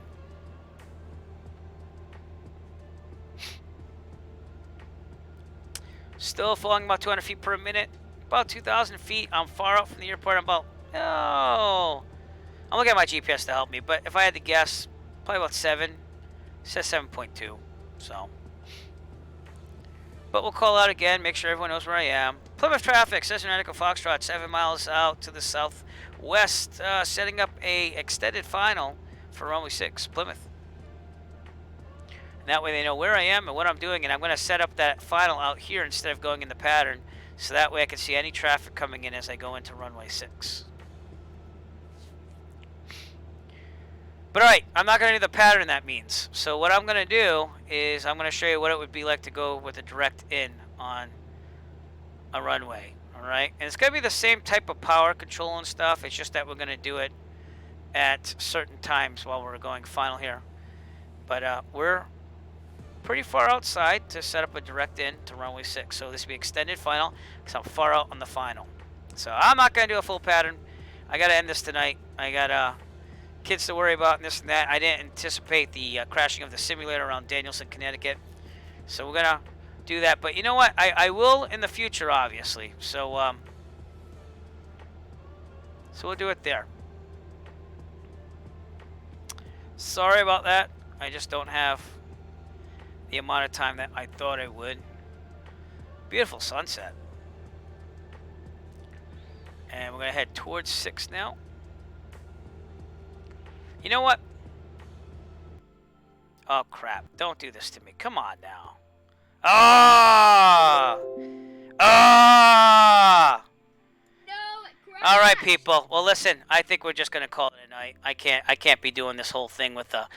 I don't know why it's crashing so much. But anyways, we were going to land in Plymouth. So let me get to Plymouth there.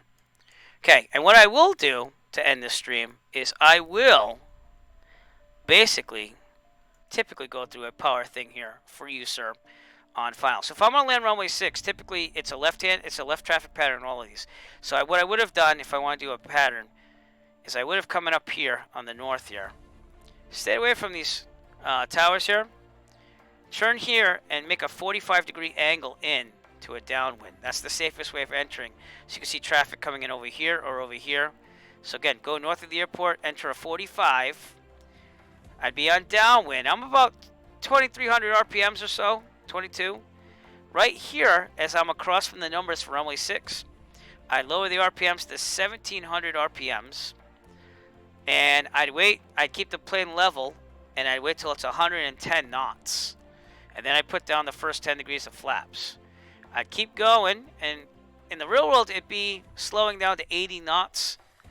But after I put that 10 degrees of flaps in, I'm going to nose it down a little bit and keep it at 80 knots. And then I'm going to turn base. And I'm going to, as soon as I level out and I'm on base, I'm going to go down to 1,500 RPMs and then put another 10 degrees of flaps in. But I have to be in the white arc at that point, the flap extension speed. And I should slow down to about 70 knots. And then I'm going to turn final at 70 knots. I'm going to put the final 10 degrees right about here, right outside the circle right here. And I'm going to keep the throttle a little bit lower till I hit 65 knots. I'm going to land at 65 knots. So that's what I'm going to do. The final thing is looking at your airspeed and going at 65 knots. Doesn't matter what the power is. You're going to play with it till you're at 65 knots on a constant speed down. But again, I'm very sorry about the simulator not cooperating as much as usual tonight. I do appreciate you watching. I hope that you learned a lot. And we had some good views going on. So I don't know, but it usually never does that. So it's been pretty weird tonight. But I appreciate you watching. I appreciate you tuning in. And we'll leave you with this nice scene in the background. And also, Zach would like to say thank you for tuning in as well. Also, I'm like a little touch of this video. A little nice magic touch. Magic touch? I don't really have a magic touch. Well, I do. All right, but Zach gave us a little magic touch tonight. But we'll leave you with some flying squirrels. How's that? There you go. That's for Zach. Flying squirrel for everybody out there. You like the squirrel? All right. All right, so anyways, with that, I just want to say thank you so much for watching tonight. I am sorry the simulator didn't cooperate as much as usual. Probably not worth waiting another 10 minutes for it to load with all the extra scenery. If I take the scenery out, it loads really fast. But add-on scenery just adds on to that. But check me out on YouTube. Subscribe and like on YouTube. Follow on Twitch. Thank you to Jet Pilot Cinnamon for being my first subscriber ever on Twitch today. And appreciate everybody out there. Thank you so much for watching. And we'll see you later. Have a good one. Say bye.